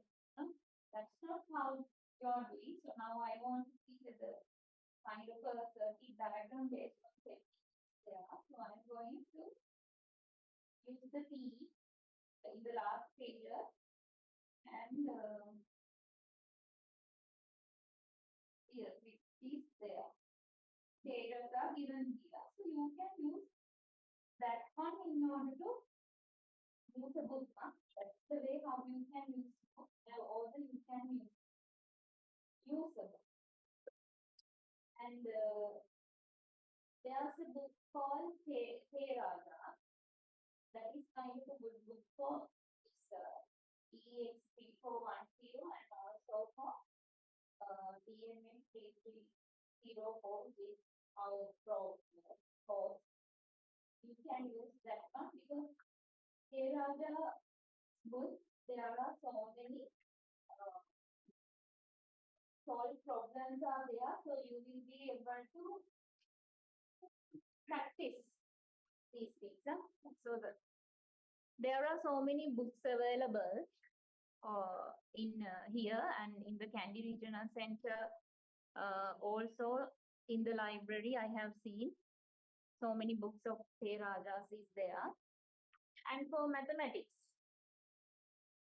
what is the book would be? Level 3 to mathematics courses are there. No? Das, there's a person called Das, author's name is Das. That book is also good for practicing some questions. Right? Have you heard about it? Das? Dasගේ පොත ආරම්භ බලන්න කියලා අහලා ඉතින් use the library.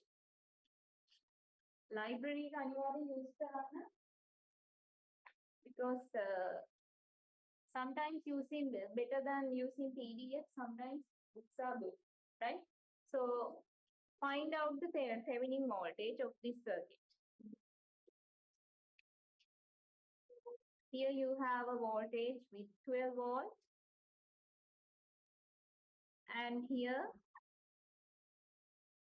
it is 3 ohms and this is 7 ohms. Here to here it's 6 ohms.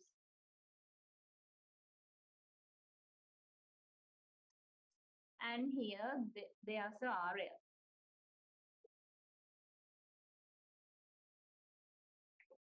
What you have to do is find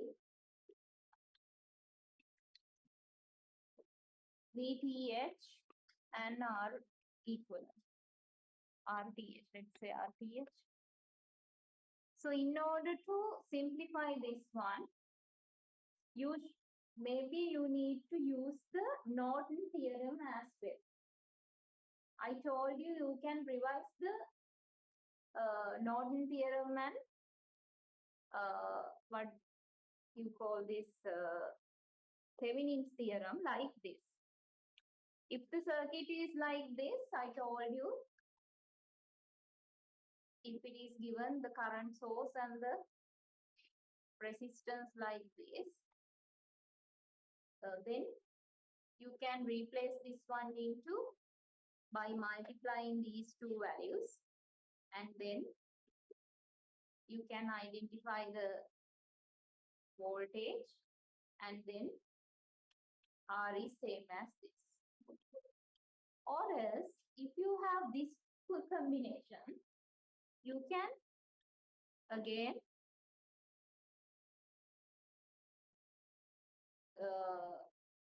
revise it to this way. If this is V, what you are going to do? You are going to take the division of these two, V over R, and then replace it by a current source, and R, replace the R by not a series combination but a parallel combination. This is V over R. Either way you can use. Maybe for this simplification, you need to use maybe this one or maybe this one. And what you are solving is only this box, not the RL. You are not going to connect your bulb here as well, only this box, right? And then I want the final setup like this. RTH is here, VTH is here, and the load is connected in here. Quickly do this question.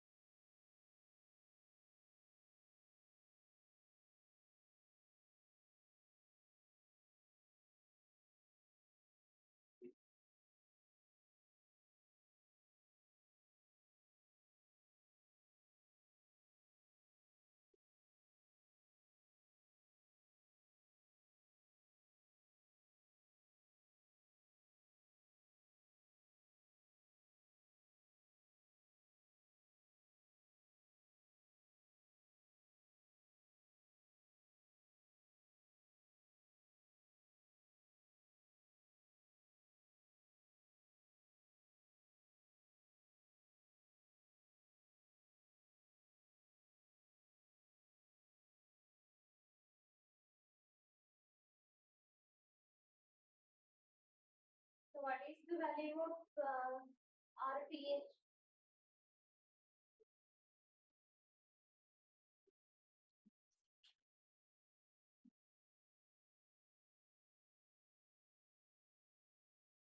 Is it a decimal value or integer? What is the value?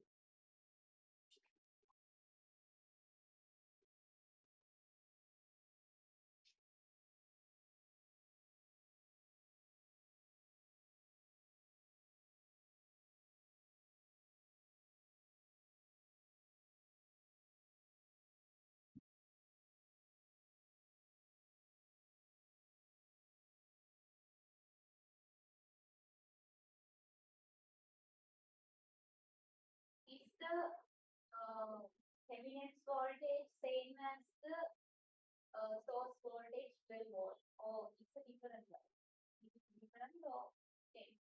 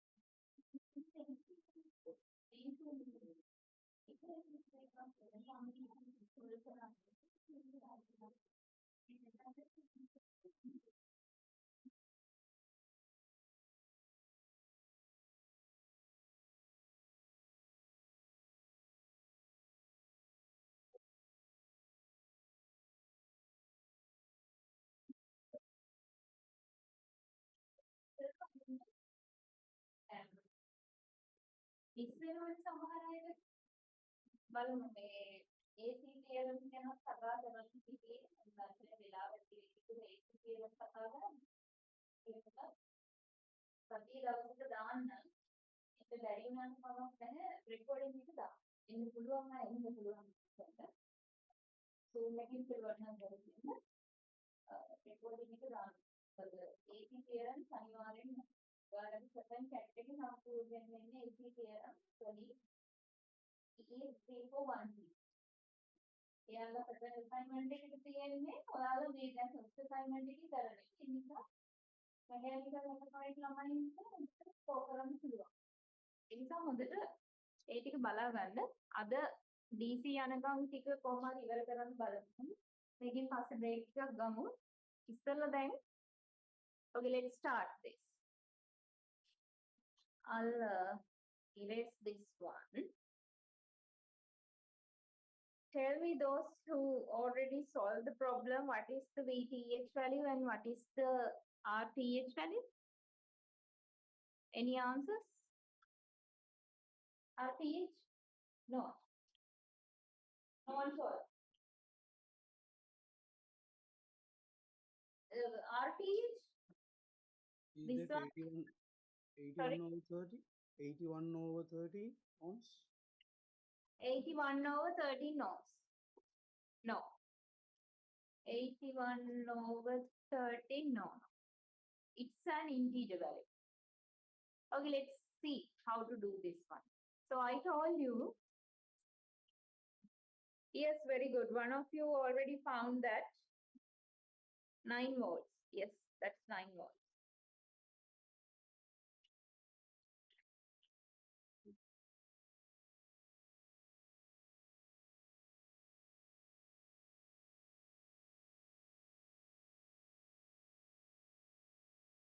So what you have to do here is, first of all, identify what are the resistors you need to check. Right? This one, and this one. These three are the resistors you need to simplify into one resistor. Right? Only one resistor. So you can just keep aside this RL value, which is interconnecting to this circuit, which is your bulb, motor or whatever. So here you can see when you're just looking at this diagram now, you can't simplify none of the resistors together, right? None of the resistors are not in the same potential, if you can see here. Now what you are going to do, first of all, in order to simplify this until you get the VTH and RTH, you are applying first Norton theorem. Using, this is how you are solving questions. Using Norton theorem. Using Norton theorem, what you can do is, you can select these two. only these two. And then just forget about 7 ohms and 6 ohms. Now, this setup is kind of similar to the Thevenin's equivalent circuit, right? Why? You have only one voltage source, which is 12 volt, and you have only 3 ohms. What you can use, using Norton theorem, you can replace this voltage source by a current source. Voltage source by a current source, and the series resistor by a parallel resistor. Now, I'm taking only this box, blue color box. If I consider that and apply the Thevenin's equivalent circuit, then what you can do, this 3 ohm resistor becomes parallel to the circuit, parallel to the current source, and then other resistors here, 7 ohm, and here you have this 6 ohm resistor as it is. Here to here you have your RF. This is your 7 and this is your 6 ohm resistor. Now what is the value of current source? Current passing through this current source is equals to the, you are taking this one 12 volt and the 3 volt. So you know I is equals to V over R, which means you are going to divide this 12 volt by 3 ohm resistor. So what is the current source value now? It gives 4 ampere. It can out 4 amperes.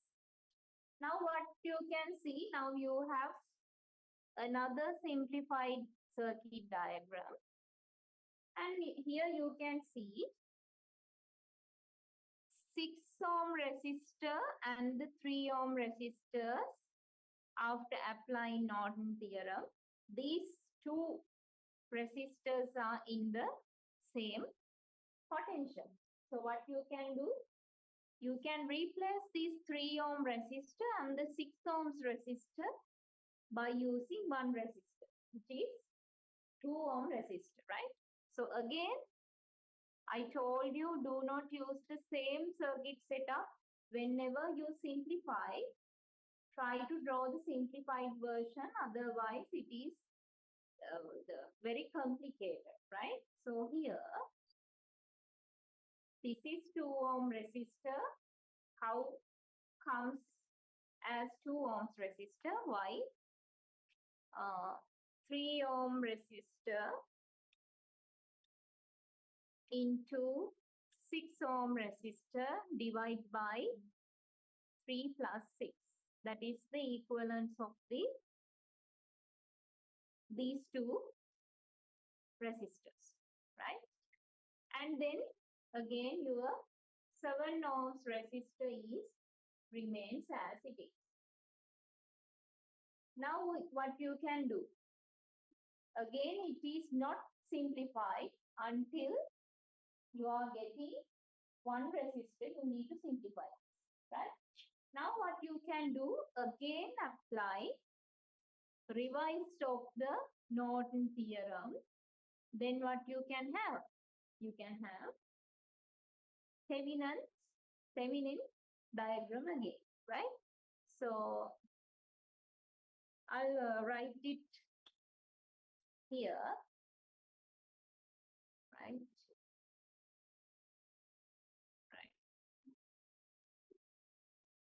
So the diagram is like this now.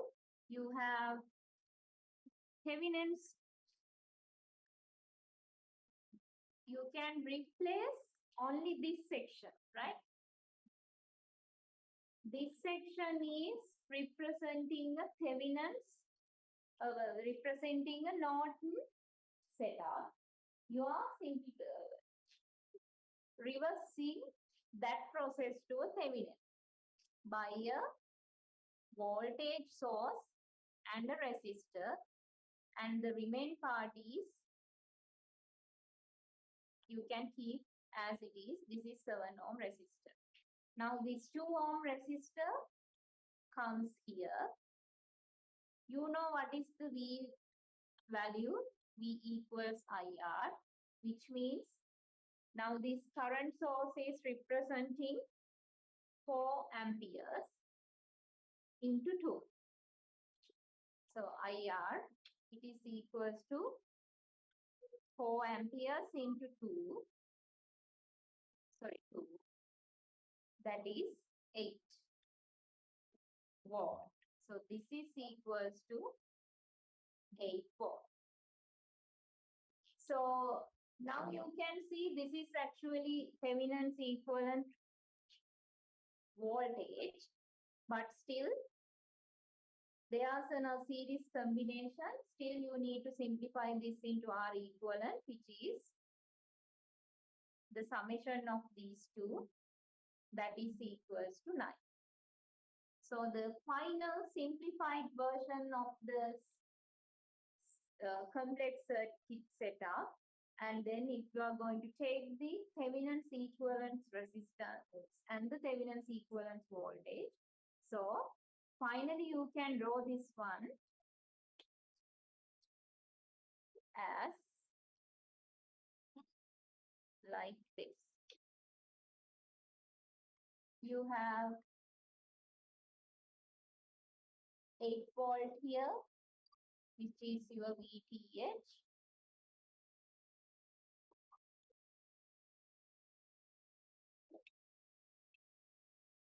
VTH and resistance, equivalent resistance is now equals to 9 ohm. And then here your load. You are not going to change the value of the RL. This is the final answer for this circuit setup. If you have any question regarding this question, you may ask, because this is very important for the simplification, right?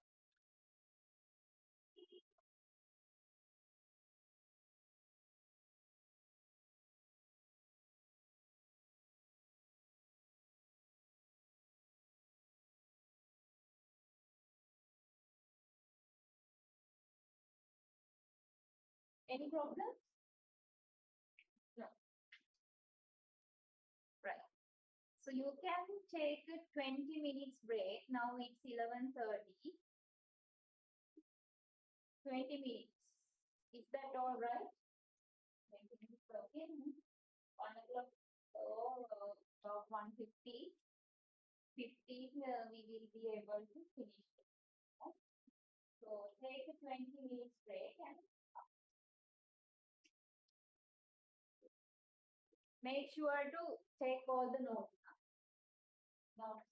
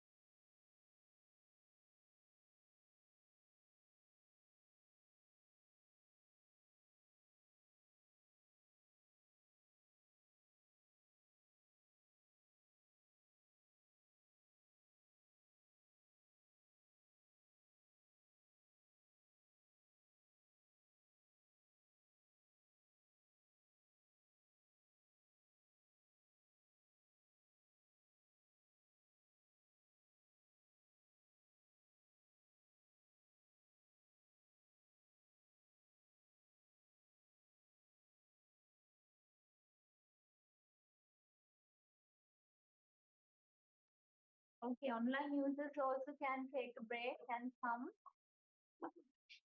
sharp at 1:50. 20 minutes means, sorry, 11:50. Right.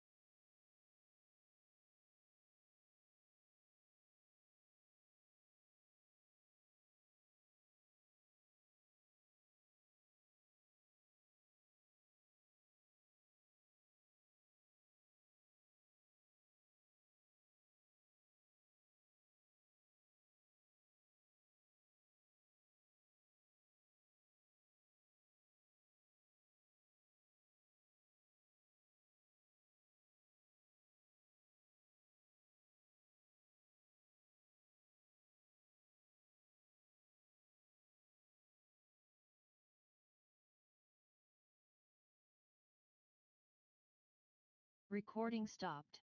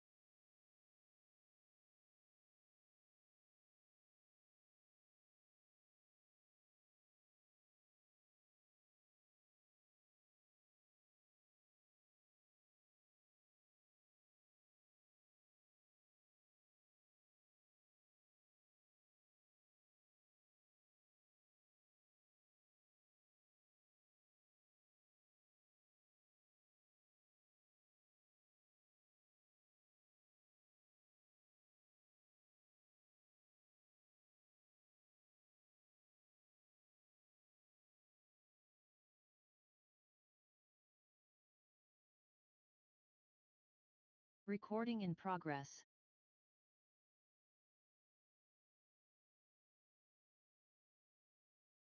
Right.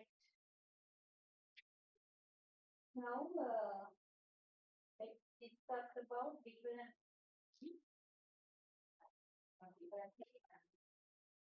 about passive electronics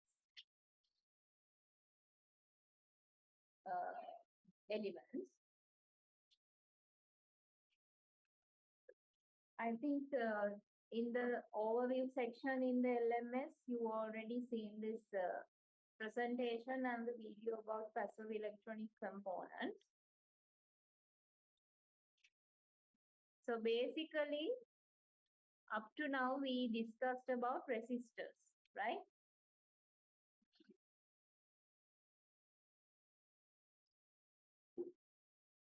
Passive electronic components about resistors.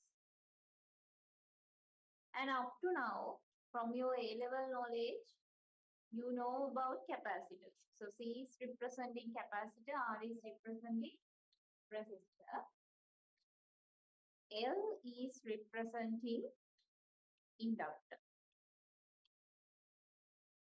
This is kind of a new thing for you. This is inductor. This is capacitor. So why I have discussed from the beginning about how to get the equivalent, how to apply Kirchhoff, how to apply Norton and Thevenin analysis, because these three combinations, RC, RLC and RL combinations also come into play from your degree program. Because up to now you have learned about capacitors and resistors separate, right? Separately, how to get the equivalent of the capacitors, how to get the equivalent resistance of the resistors, right? Equal. But when it comes to this your degree, bachelor's level, all these three components are combined together in one circuit setup. So if you are unable to understand at least how to solve the circuit setup for resistor, definitely it is difficult for combination of CL as well. So that's why I started from that part, from the resistors. So normally we give the symbol of the resistor is like this and the capacitor is like this, right?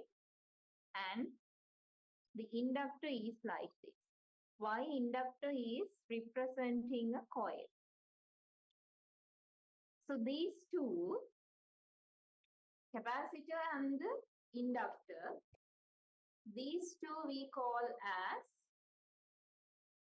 energy storing elements. Remember,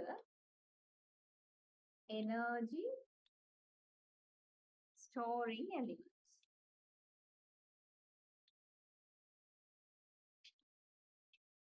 Resistor cannot store any energy.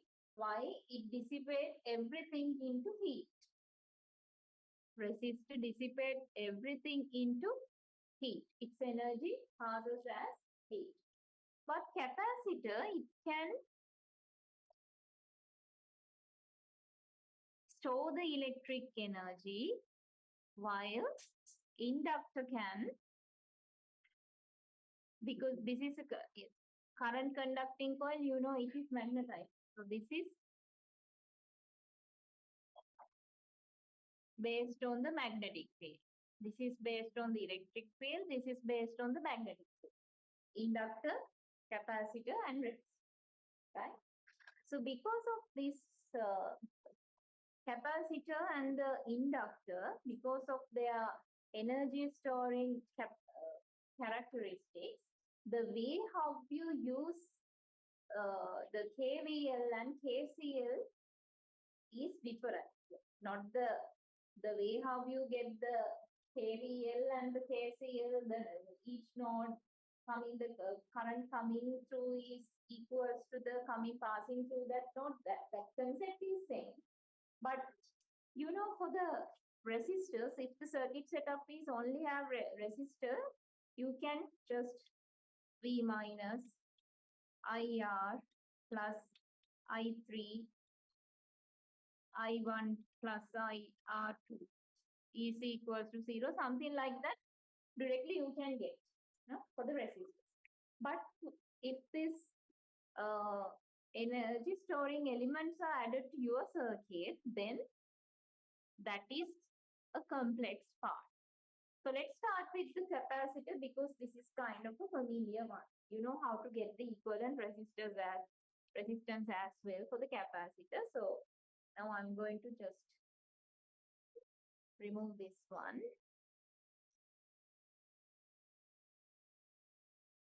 And again, there are another elements called active electronic components. Basically, especially IC semiconductor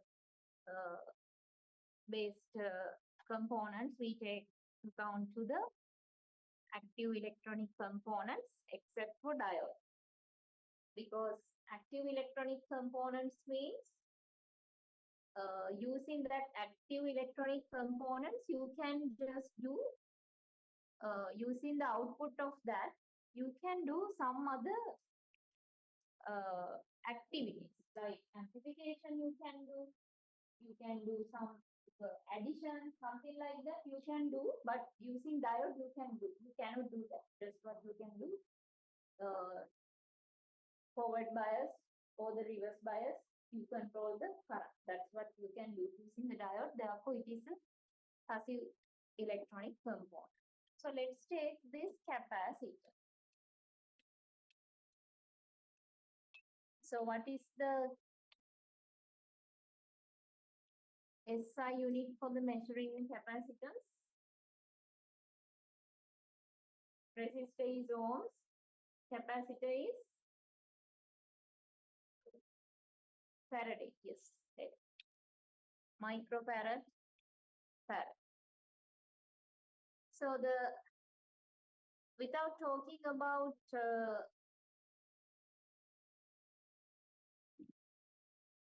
how to use the KVL, KCL, let's say you have this kind of a combination, series combination, C1, C2, C4. So how you can get the equivalence of this capacitors? Opposite of the resistance. Opposite of the resistance means for the series combinations, we get the proportion of the each one, summation. But for here, we get the C1 plus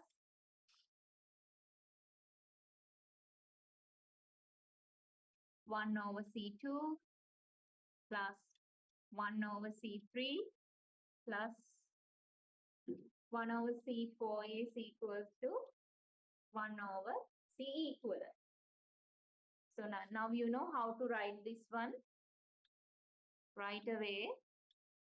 1 over this part, or C1 into C3 and C4 plus summation of each capacitance.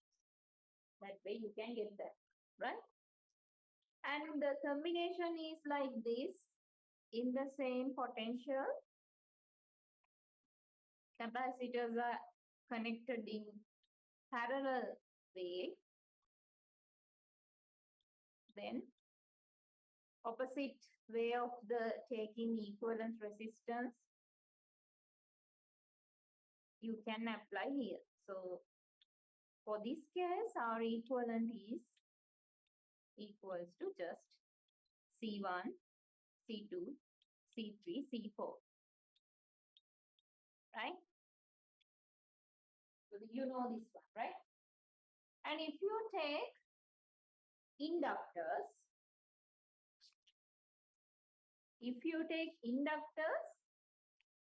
it is again work as resistors, which means the way how you get the equivalence of the inductors,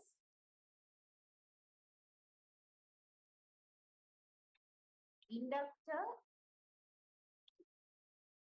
this is capital I, but for the representation of the inductance, we are using capital L, not I.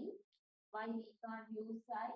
For the current, we are representing capital I of difference. So we cannot use that notation for inductor. Therefore, we are representing L notation for inductors, right? So the inductors,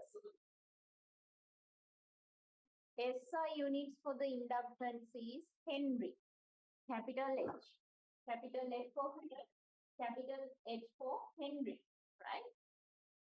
So if you have this kind of a combination, series connection of L1, L2, L3, so the equivalence, it is same as the taking the resistance equivalent. R equivalent is equal to R L1, L2, L3. Likewise, if the combinations are parallel in the same potential, then 1 over L equivalent is equals to 1 over L1, 1 over L2, 1 over L3. Right? That's the first thing you need to remember. Right? Resistors and inductors work like the same. Only thing, this is a energy storing element. Because of the change of the current, for the time being, this is storing energy. And for the capacitors, because of the change of the voltage, for the time being, it is stored. You know, you say for the capacitor, it charged up to this level. Now it is discharging, so which means it's a voltage, right? For the inductors, it's just a matter of I or the current is affecting for this one, voltage is affecting for capacitors, right? So remember this one. Now let's see if you are going to apply these two elements into a circuit. First of all, you need to know how to write equations. Because of these two elements, that's why you may have heard first order circuit, second order circuit. Have you heard? Even your about 201 session is included about first order circuit and about second order circuit setup, right? So let's see what's the meaning of first order and second order, homogeneous and linear circuits, right?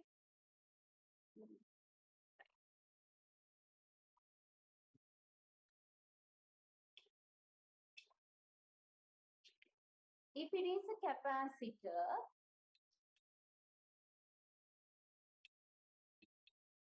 or if it is an inductor,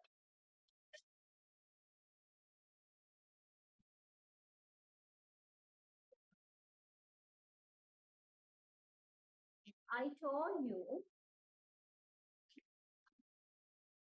voltage across the capacitor is changing due to, for the time being, you know this notation, V is changing due to T. If I represent this on a like this. So let's say at t equals 0, t equals 1, t equals 2.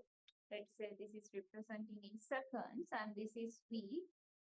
Let's say at 0, it is 0. And at 1, voltage is 1. Something like that. At 2, voltage is 1.5 or something. And this is 1.5. Something like that. This is representing that function.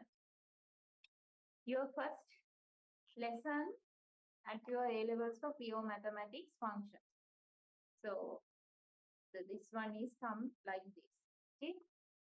So that is how you represent functions. It's a function of a t. V is a function of a t. V means potential difference, right? Remember this one. Huh? When you are, for the mechatronics students, when you are doing signal processing, you shouldn't forget this one, right? Right. Vt is changing due to the capacitor is there minus infinity to t, right? Because t equals, when t equals t, that's going to the end of the your function of and I dt. Let's say this is v dash, otherwise this is kind of complicated. So this is how you can find the vt value. If you want to get the I value here, right? I'll show this one. Otherwise, I cannot write anything here.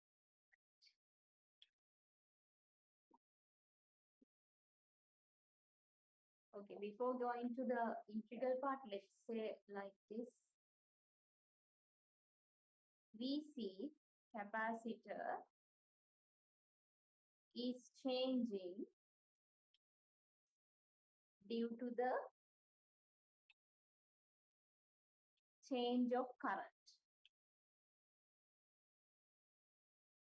Sorry, change of voltage. Sorry, it should be V.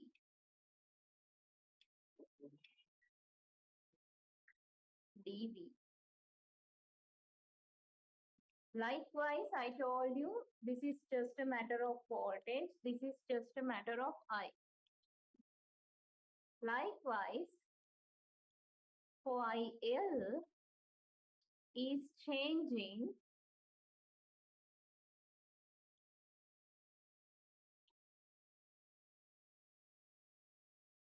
therefore you can have it like this, right? So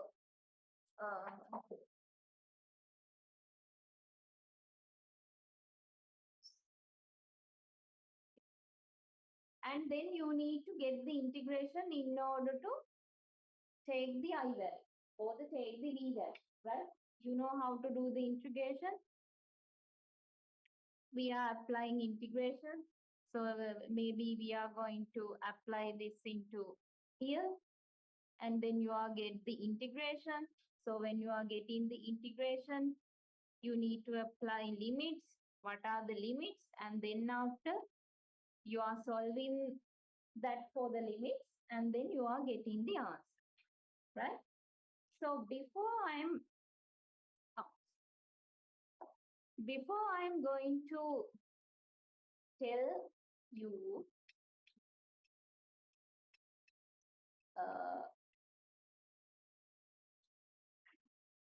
how to get the final answer, I want you to solve this one.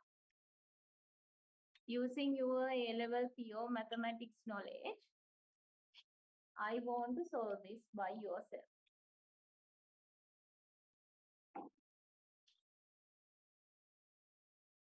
This is inductor L C. And with your A-level knowledge, can you tell me what is time constant of the capacitor? There's a value for the time constant. You remember those things? No. I think for the A-levels you have done, no? Have you never been in the physics class for the electronics and electrical in physics classes?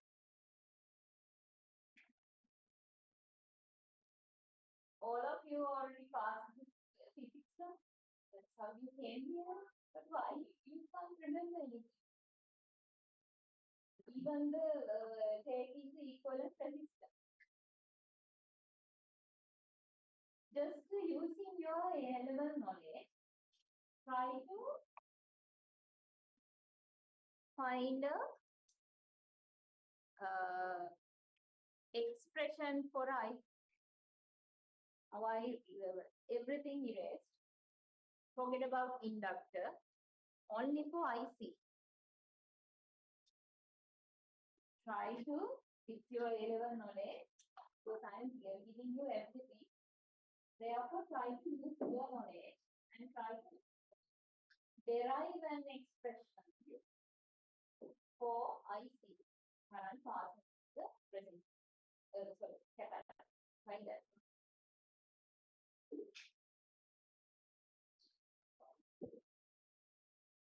So remember, if it is changing, voltage is changing due to T, then it is dV. Current is changing due to T, then it is dI over dt. Right? Remember this one.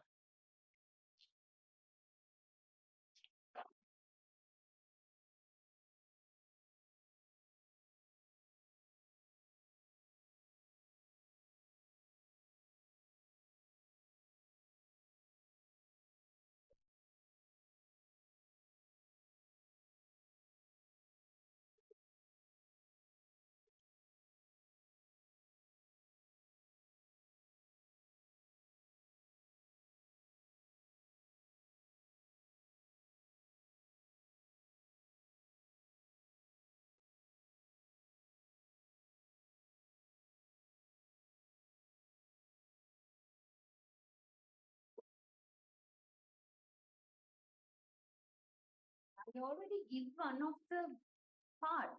I told you VC is equals to 1 over C and minus infinity to plus infinity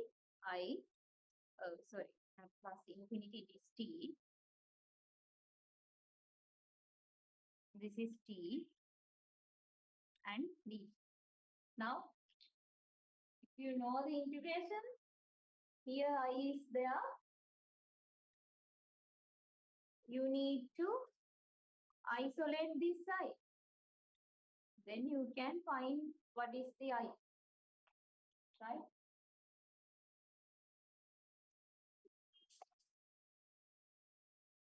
By looking at this, you can get this. Just a matter of derivation and the integration.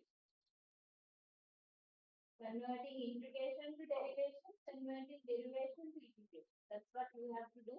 On the spot, you can get the answer.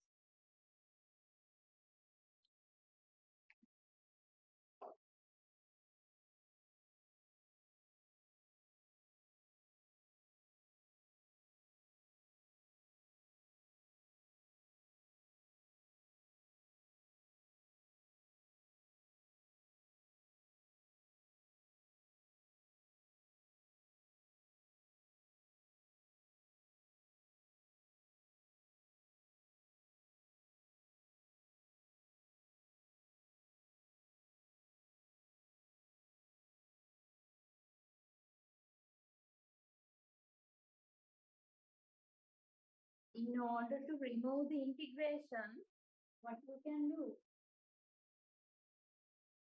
Integration will be disappeared by the derivation.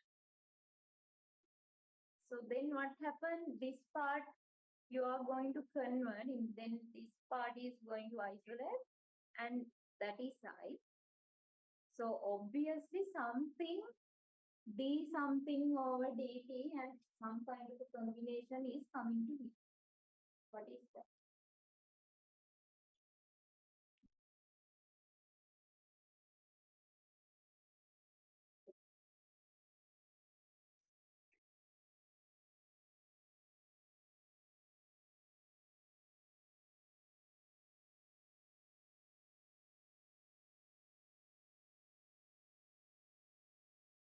So even soon, those who are participate here online, you also can answer.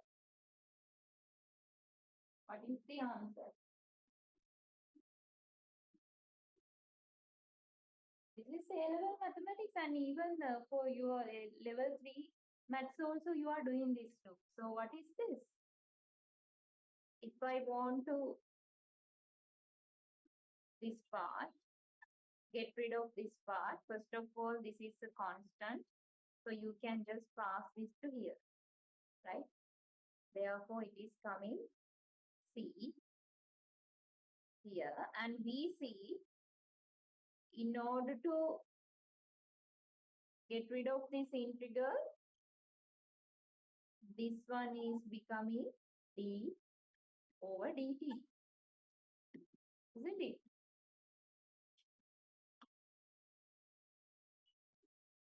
This is coming dt.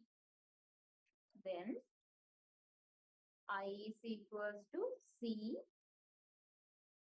d p over dt, right? I have given this one, and you can see I is changing due to voltage for the time being. And same thing happens here. Inductor, opposite of the capacitor, is working as opposite of the capacitor, then what happens?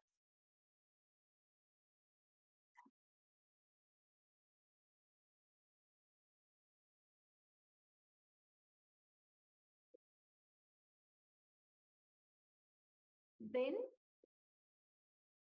I can write the V, L is equals to L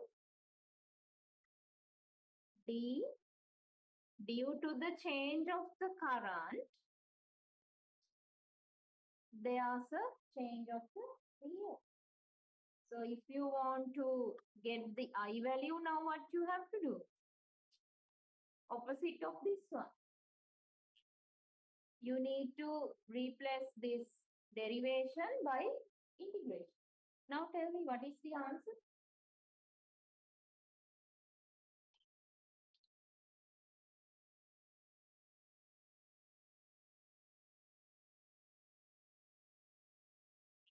Only these things are going to replace. That's all.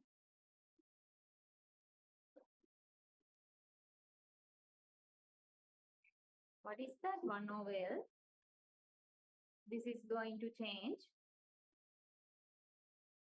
which means this part is going to here. This is what's happening, right? VL, this is 1 over L, and dt is coming here. Right? dt is coming here, and it is equals to di. Then if I apply integral of these two, then V is equals to d e minus infinity to t 1 over L is equals to I.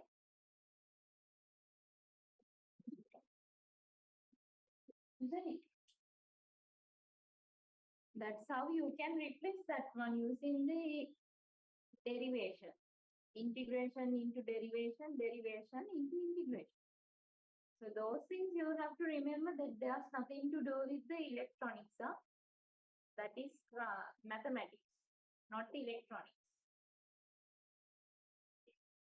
there are some like solving the problems using mathematical expressions are not the electron. Using those concepts, you have some concept added with the electronics, and in order to solve those things, you are using mathematics, right? So, like this one converting to this one is just a matter of mathematics, not about electrons. So, this is dV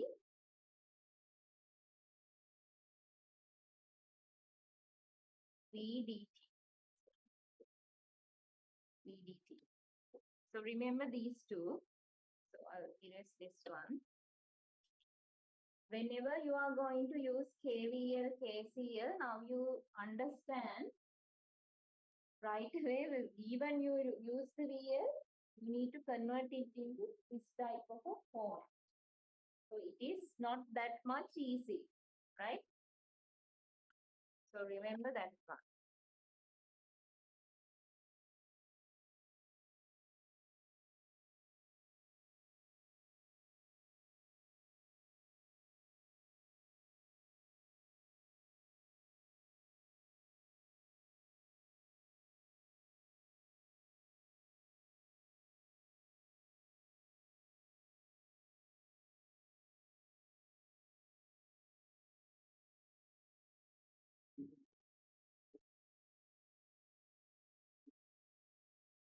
So what happens for the capacitor I, and for the inductor, same thing can come, the same format is coming for the V. And again, integral version is coming for the V of the capacitor, but I for the inductor. Okay, opposite. But for the resistor, there's no problem. V equals IR or I equals V over R. No problem with the resistor, but because of the energy storing element, for the time we storing electric energy, or because of the magnetic field case for the inductor, there this kind of a integration should be there. And in some cases, normally for some cases, some of the books may have written something like this. VC is equals to 1 over C without taking the minus part. They are starting with the T equals 0. Normally we talking about constant value without giving this one. So then if you are taking that one, you know, if you are not going to give the limits, then if the integration is not containing limits, then you need to have an arbitrary constant. So that arbitrary constant will be the value at T equals 0. I value at T equals to 0, let's say it is capital I. This way, this format also you can use, right? Okay. 1 over C I. Okay. Then,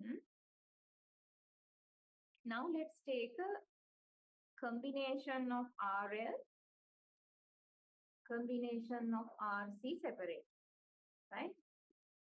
And then let's see how to solve this problem. Now we are going to discuss about first order circuits and second order circuit. Second order circuits, you can see due to capacitors, especially if the capacitors and resistors are connected together, and also because of the RLC combination also you can see it's happening due to capacitors. So first of all, let's start with the capacitors. Let's say initially we have a capacitor combine with the resistor. This is R, this is L. Now let's say, C. This is VC. Let's say this is VC. So let's say T equals 0. When T equals 0, IT is equals to capital I. Or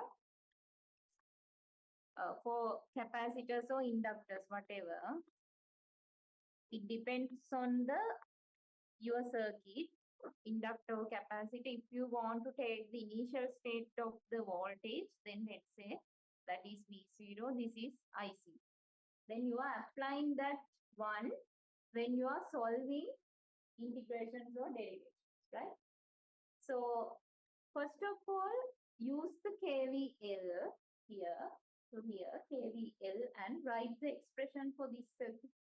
You have C, you can just replace R potential VR, VC or whatever. You see that quickly write the expression using KVL.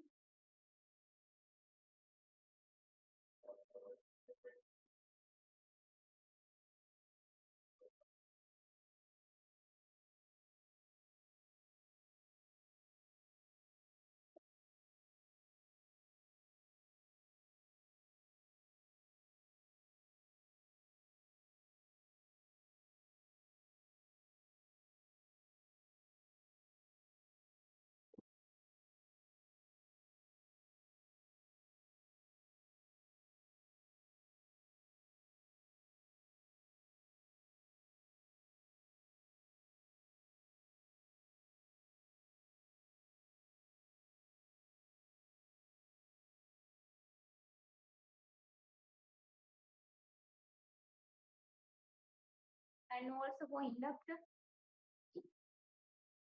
let's say you have a resistor connected to an inductor. This is R, this is L.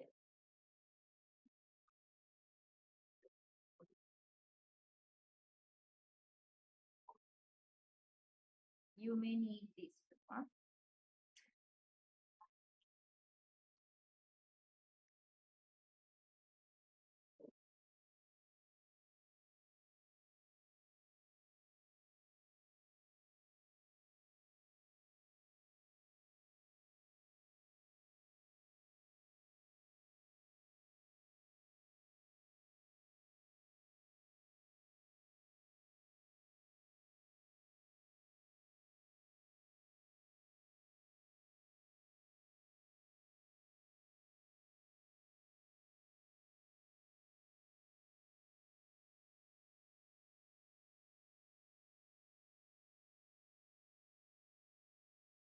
If you want to complete this one with the voltage source, you can add that here as well. Otherwise, maybe you are just thinking how to do this one. So let's take this is VM or some we know whatever. For this also, let's take something like that. That would be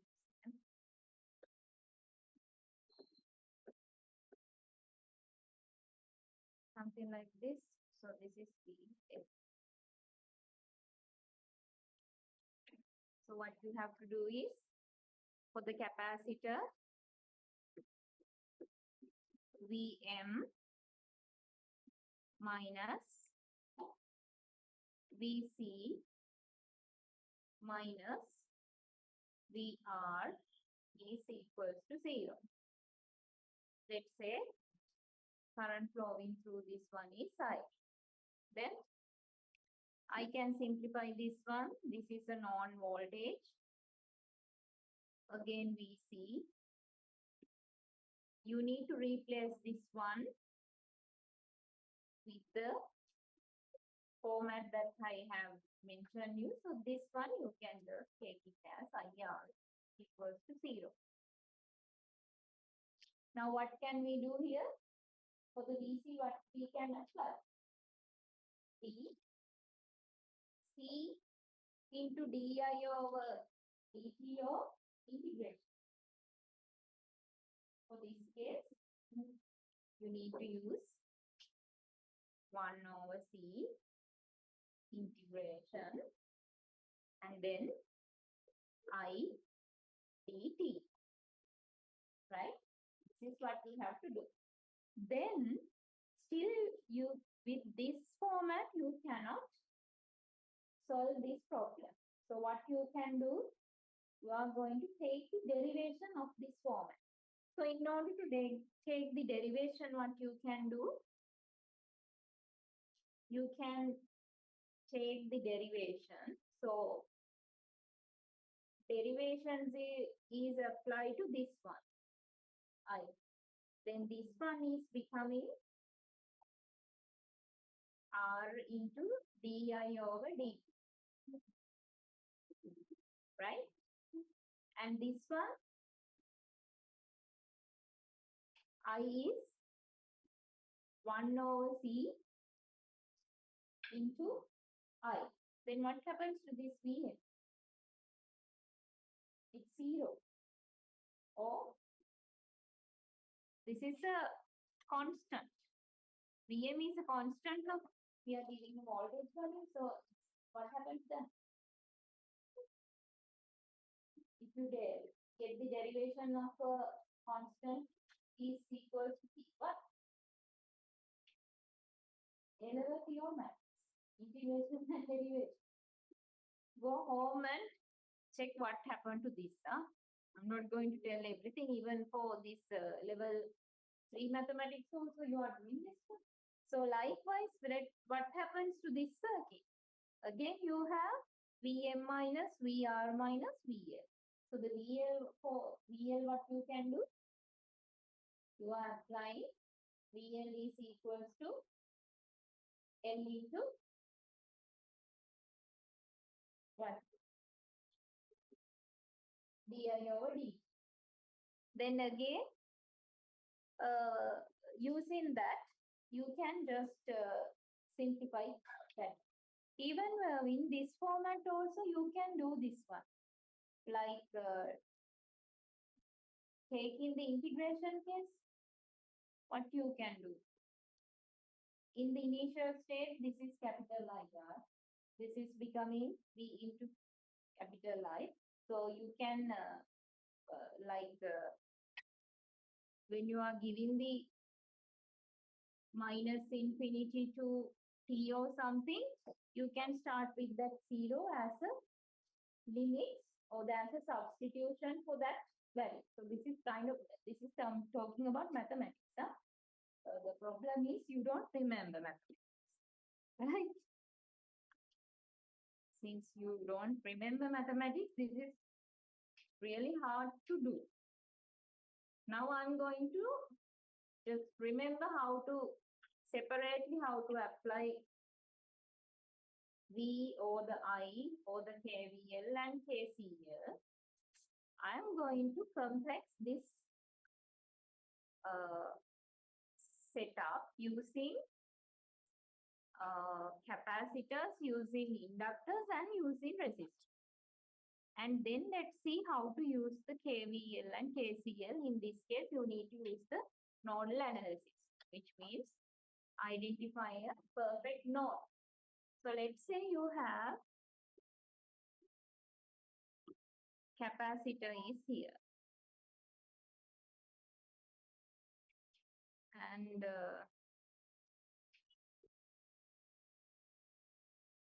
voltage is coming out. And here is another capacitor. This is the resistor. Resistance L C1 R1 C2. This is V. Now try to get some expression in order to solve this question. And also let's say another source also we can add here something. IS. I'm going to add IS source.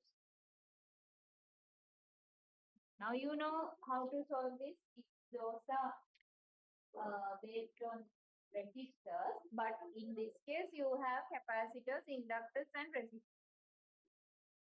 Write down two expressions. Let's say KCL or KVL or whatever.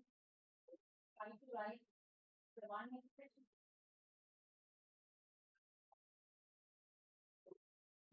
First of all, use the nodal analysis, identify a perfect node, reference node.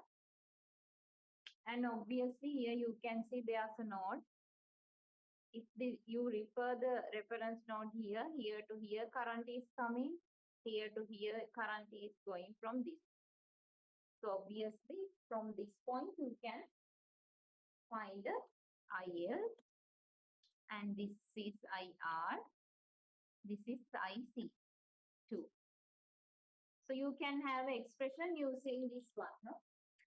And also then after you can use maybe for this whole setup, the whole without using mesh, you can use a central loop and then maybe you can use KVL here. Then you can have expression. But each expression is containing maybe dV over dt, maybe di over dt, or maybe integration, right? That's the problem.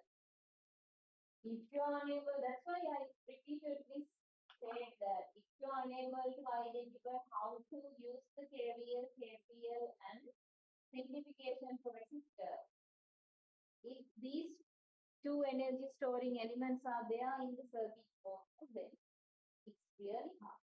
Okay?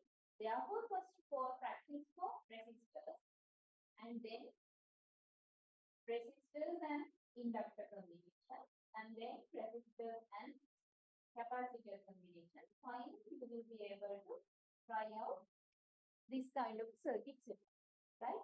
So using nodal analysis, try to use this node. Let's say this is Vx. This node is Vx. Then try to write an expression using KCL.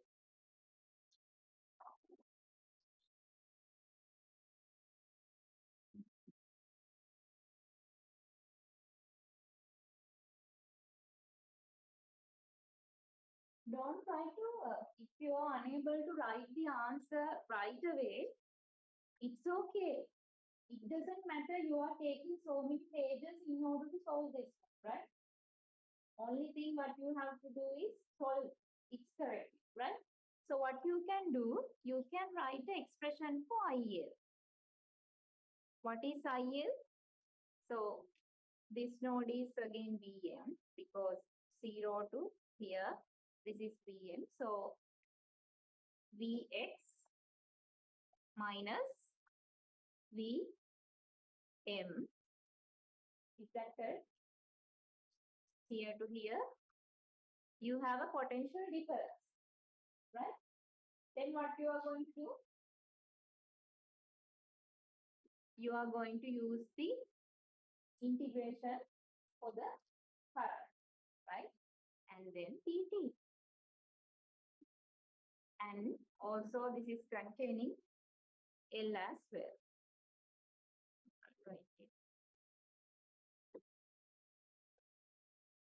L.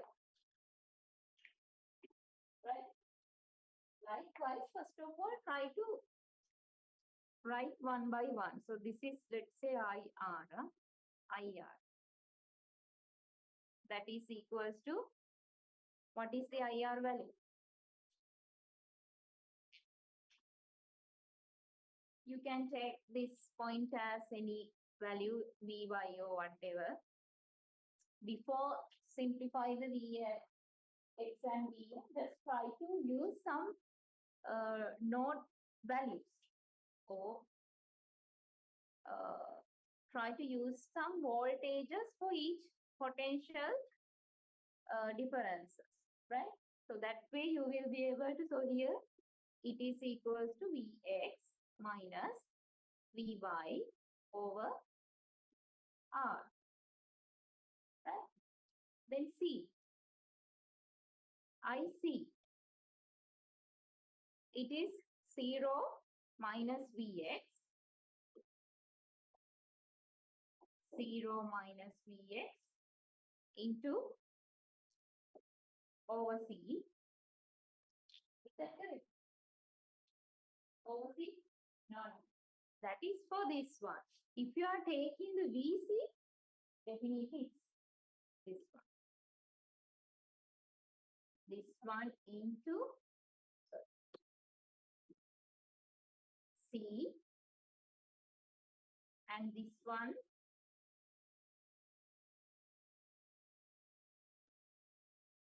D into C over D. Right? That's the way how you can get that. I'll write it again. Potential difference you are taking first. The potential difference is 0 to Vx. Why 0 to Vx? I am taking from here to here. Starting from reference node is here 0 to, and here to here. That's why Vx minus Vy came here. And here to here. Starting from Vx to minus Vx. That's how you take that. Huh? And this is d into this one over dt into c. C2. In this case, you can take only Vic is equals to minus Vx over dt to c. By 0, you can make it, right? So then what you can now do, apply KCL.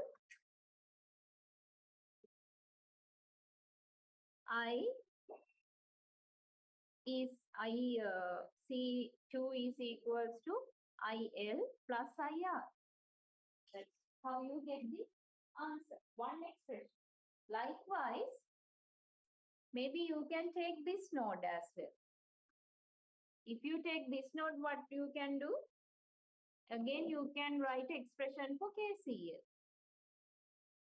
IS is coming and is divided into two parts.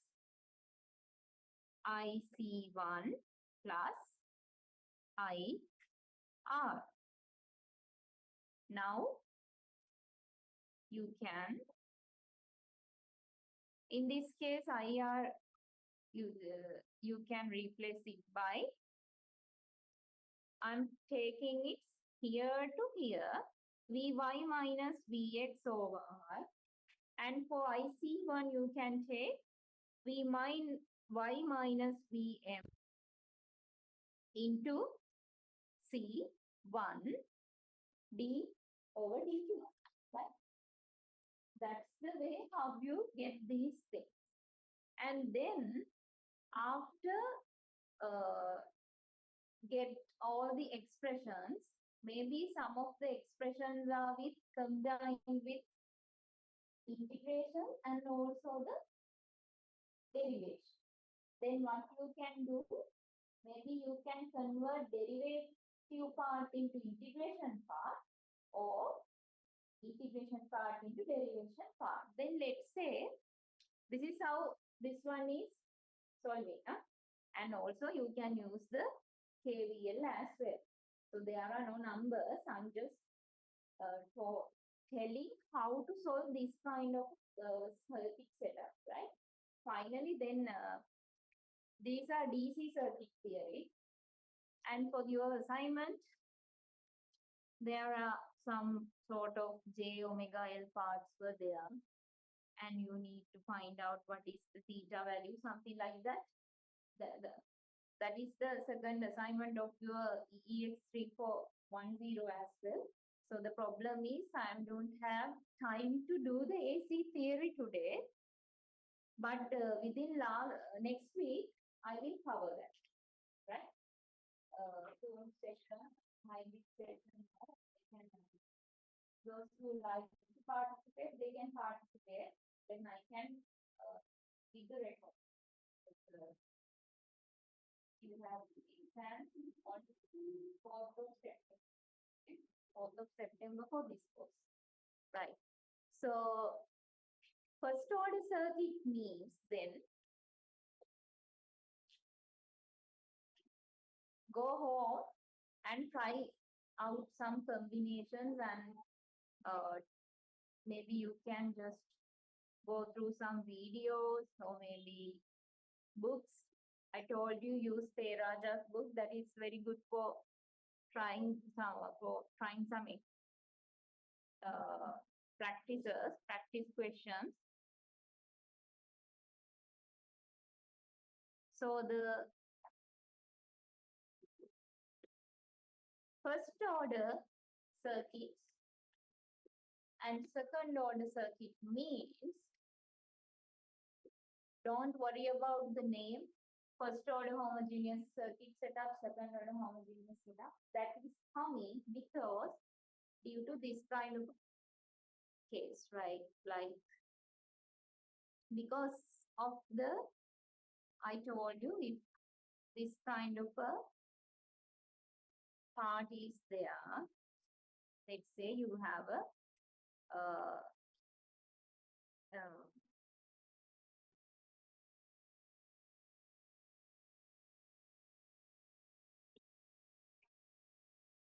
plus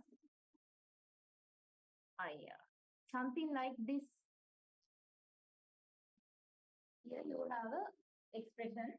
If you some circuit setup, you have a this kind of a answer.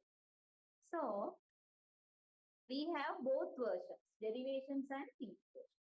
So in order to avoid this integration, you can use the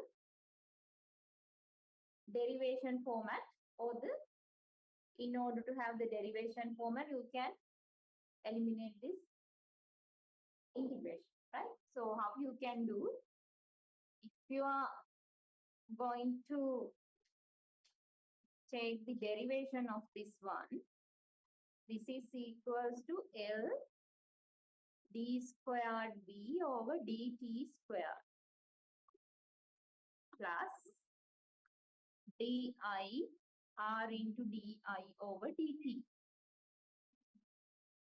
Something if you are applying to one, it applies to everything, because everything is combined with a plus sign, right? That's why if I am going to apply derivation here, everything is going to derivate, and this is equal to 0.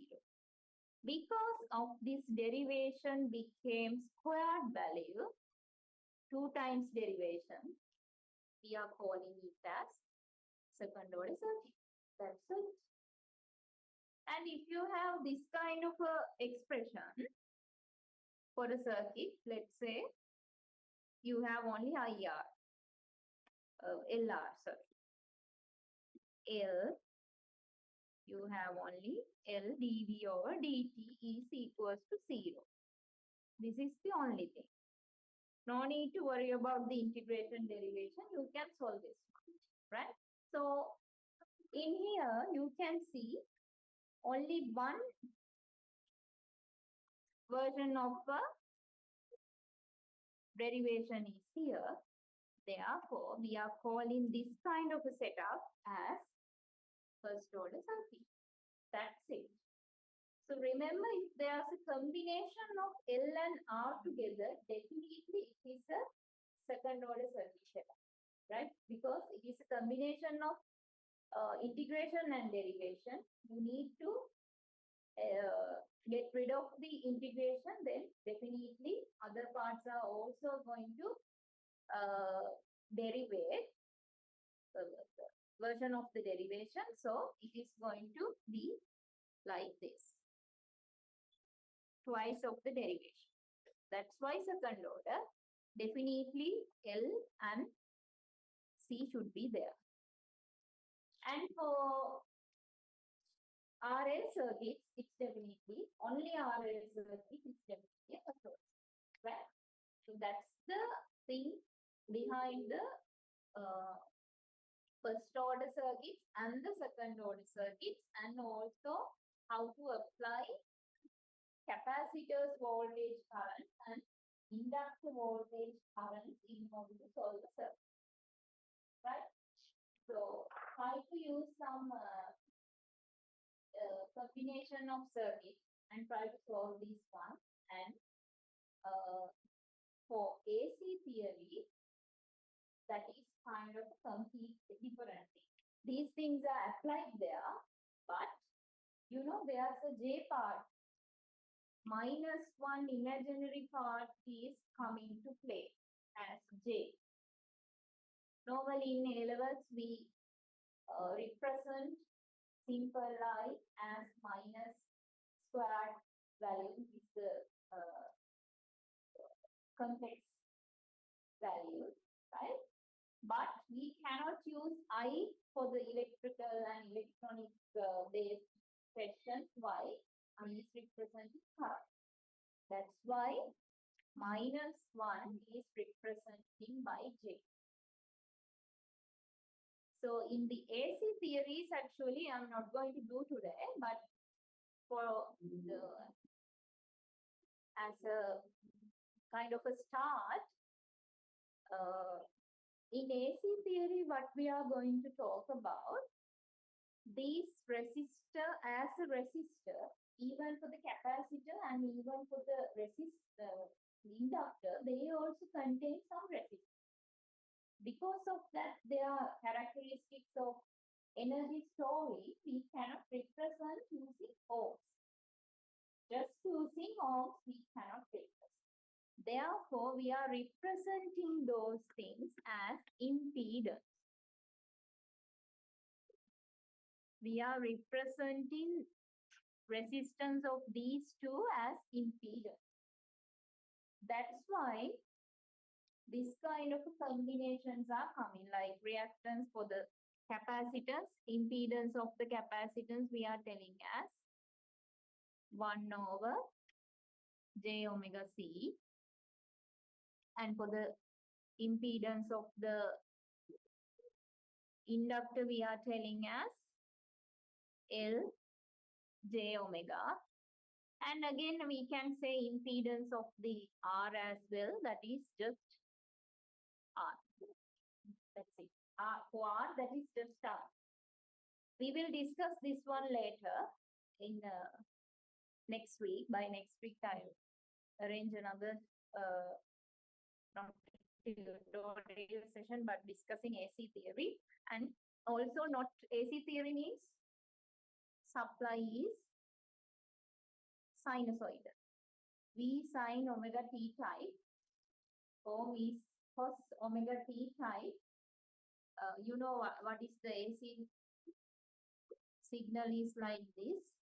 If you are applying an AC supply to your circuit, that's why these things are coming. If you are applying DC, if you are applying DC voltage to a circuit setup, normally capacitor is working like a open circuit.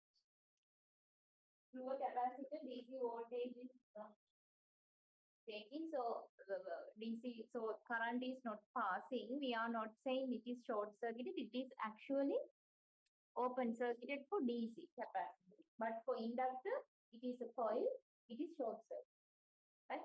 We will discuss that later. There are so many to discuss under this course. I don't know how to. Within December, up to December, we have time. But still, at least starting first week of December, we need to finish this course. You know, we need to give the explanation for you and all sort of things. But still, we have so many things to do. When it comes to second assignment, I'm not going to give you a like assignment page. That will be a online interactive session. Like I am going to give you some notes and also some video. And after referring to that, there will be a question. What you have to do online, you have to submit that. I will give you about something like that. Each and every question will be like that. So no need to worry about until the last. I know you are doing the assignments as until the last moment, so that's not going to work this time. Within a time span, you have to do the activity. Otherwise, for that activity, the value allocated for that activity you are going to use. Right? Therefore, make sure to whenever I upload a activity to the LMS, I will let you know. Then make sure within that time span, make sure to do that one. After, don't ask me for some, I couldn't submit the answer, something like that. Don't I'm not doing that. Right. So for the CAT examination paper, definitely one question will be from exactly from the something that we discussed today, right? Maybe same setup will be there. You have to maybe say why, or you have to find some value or something like that. And apart from that, you have about 1 to 15, 1 hour and 15 minutes. Definitely you have 1 hour. 15 minutes you are going to attach papers and look at the questions. You are taking 15 minutes to do that. You have only 1 hour to do the question paper. So based on the everything based on your first assignment. Okay. So I'm not telling only this part will be there. You need to study everything. All four questions. Eastern Bridge, DC circuit theory, and transistor, kind of for India one for the A-level knowledge. So there will be about 3 or 2 questions. That's all. 3 questions or 2 questions to get to 1 hour. Right? If you are for simplification, let's say I have given simplification simplify this setup. If you are taking too much time, that's your problem. Right? Let's say within 10 minutes you can solve that.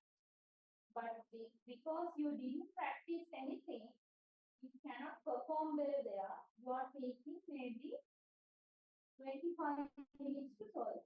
Then you have about 30 to 35 minutes to do the other question. Right? So therefore, try to for not only this course, for 3410 as well. The question theorem, KVL, those kind of things will be there for your 3410 course as well. Even what is the power dissipation of this resistor, something like that. Those kind of things were there in your assignment for 3410. So try to practice, right? Otherwise, don't put marks. One thing before end the session. About the, I have mentioned this one in the first day school as well, but I will mention those who missed the day school about the CAT examination, marks for the CAT examination. So as you know, unlike electrical or other departments, you know, for the electrical department, most of the courses, they are taking 7 out of best. Best 7 out of 8 or something. For the eligibility, you have 8 activities. They are taking only 7 and they are taking the average of everything.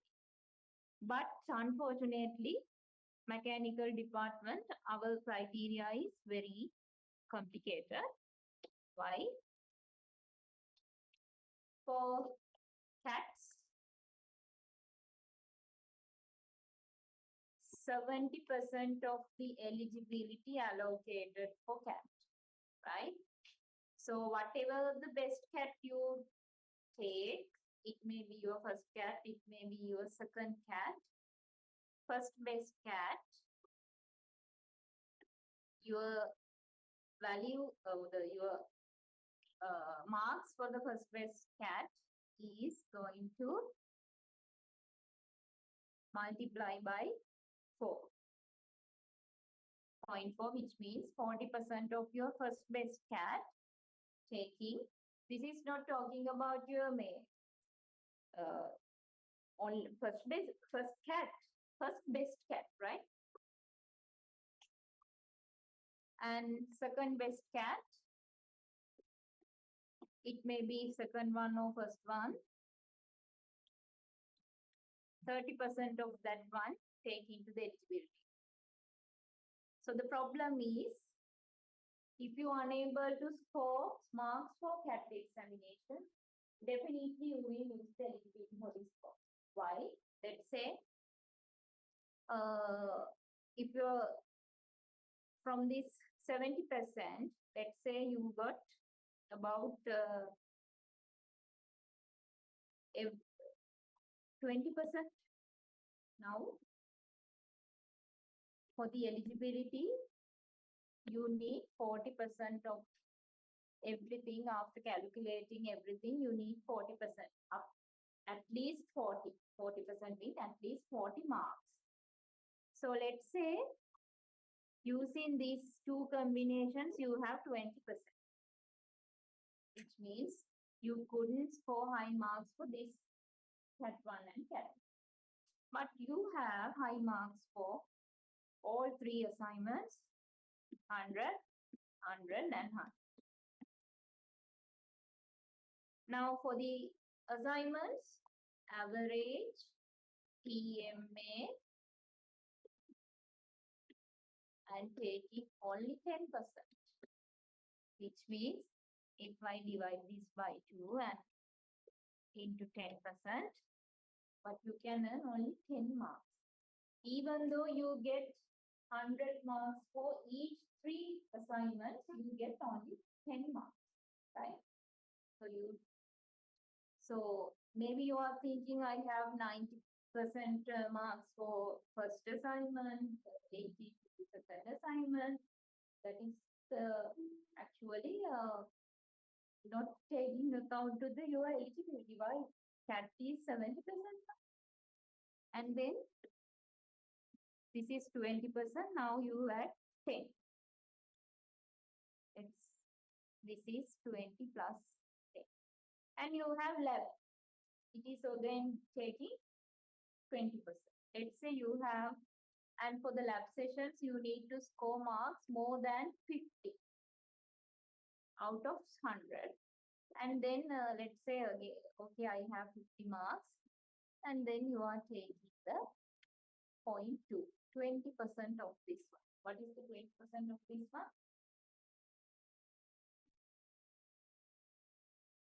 10. Again, 10. Hopefully, you get 40 marks here. But you know, this 10, definitely you can't get this 10. Why? 100, that is not possible.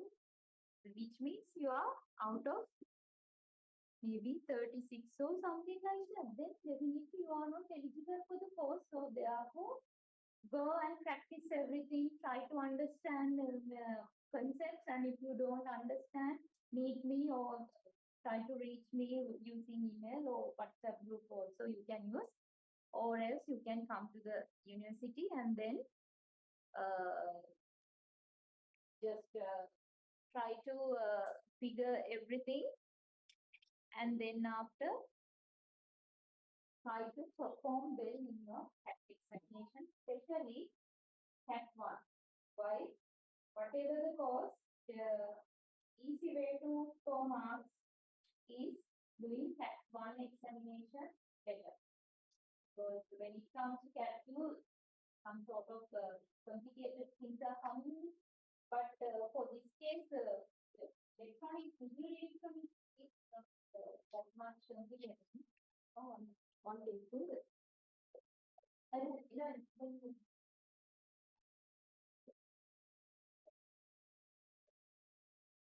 right. So online users, we are going to monitor this session. So for the AC theory and other things, I will schedule another day. Hopefully not weekend, weekday, and I will give you the record. Thank you for joining.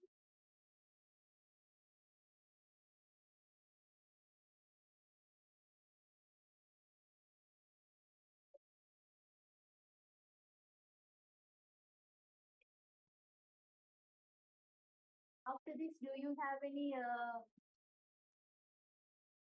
session?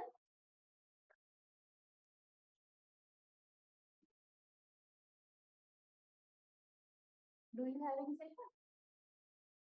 Yes, that's right. So, what is the time? It's 1. So okay. Anyway, your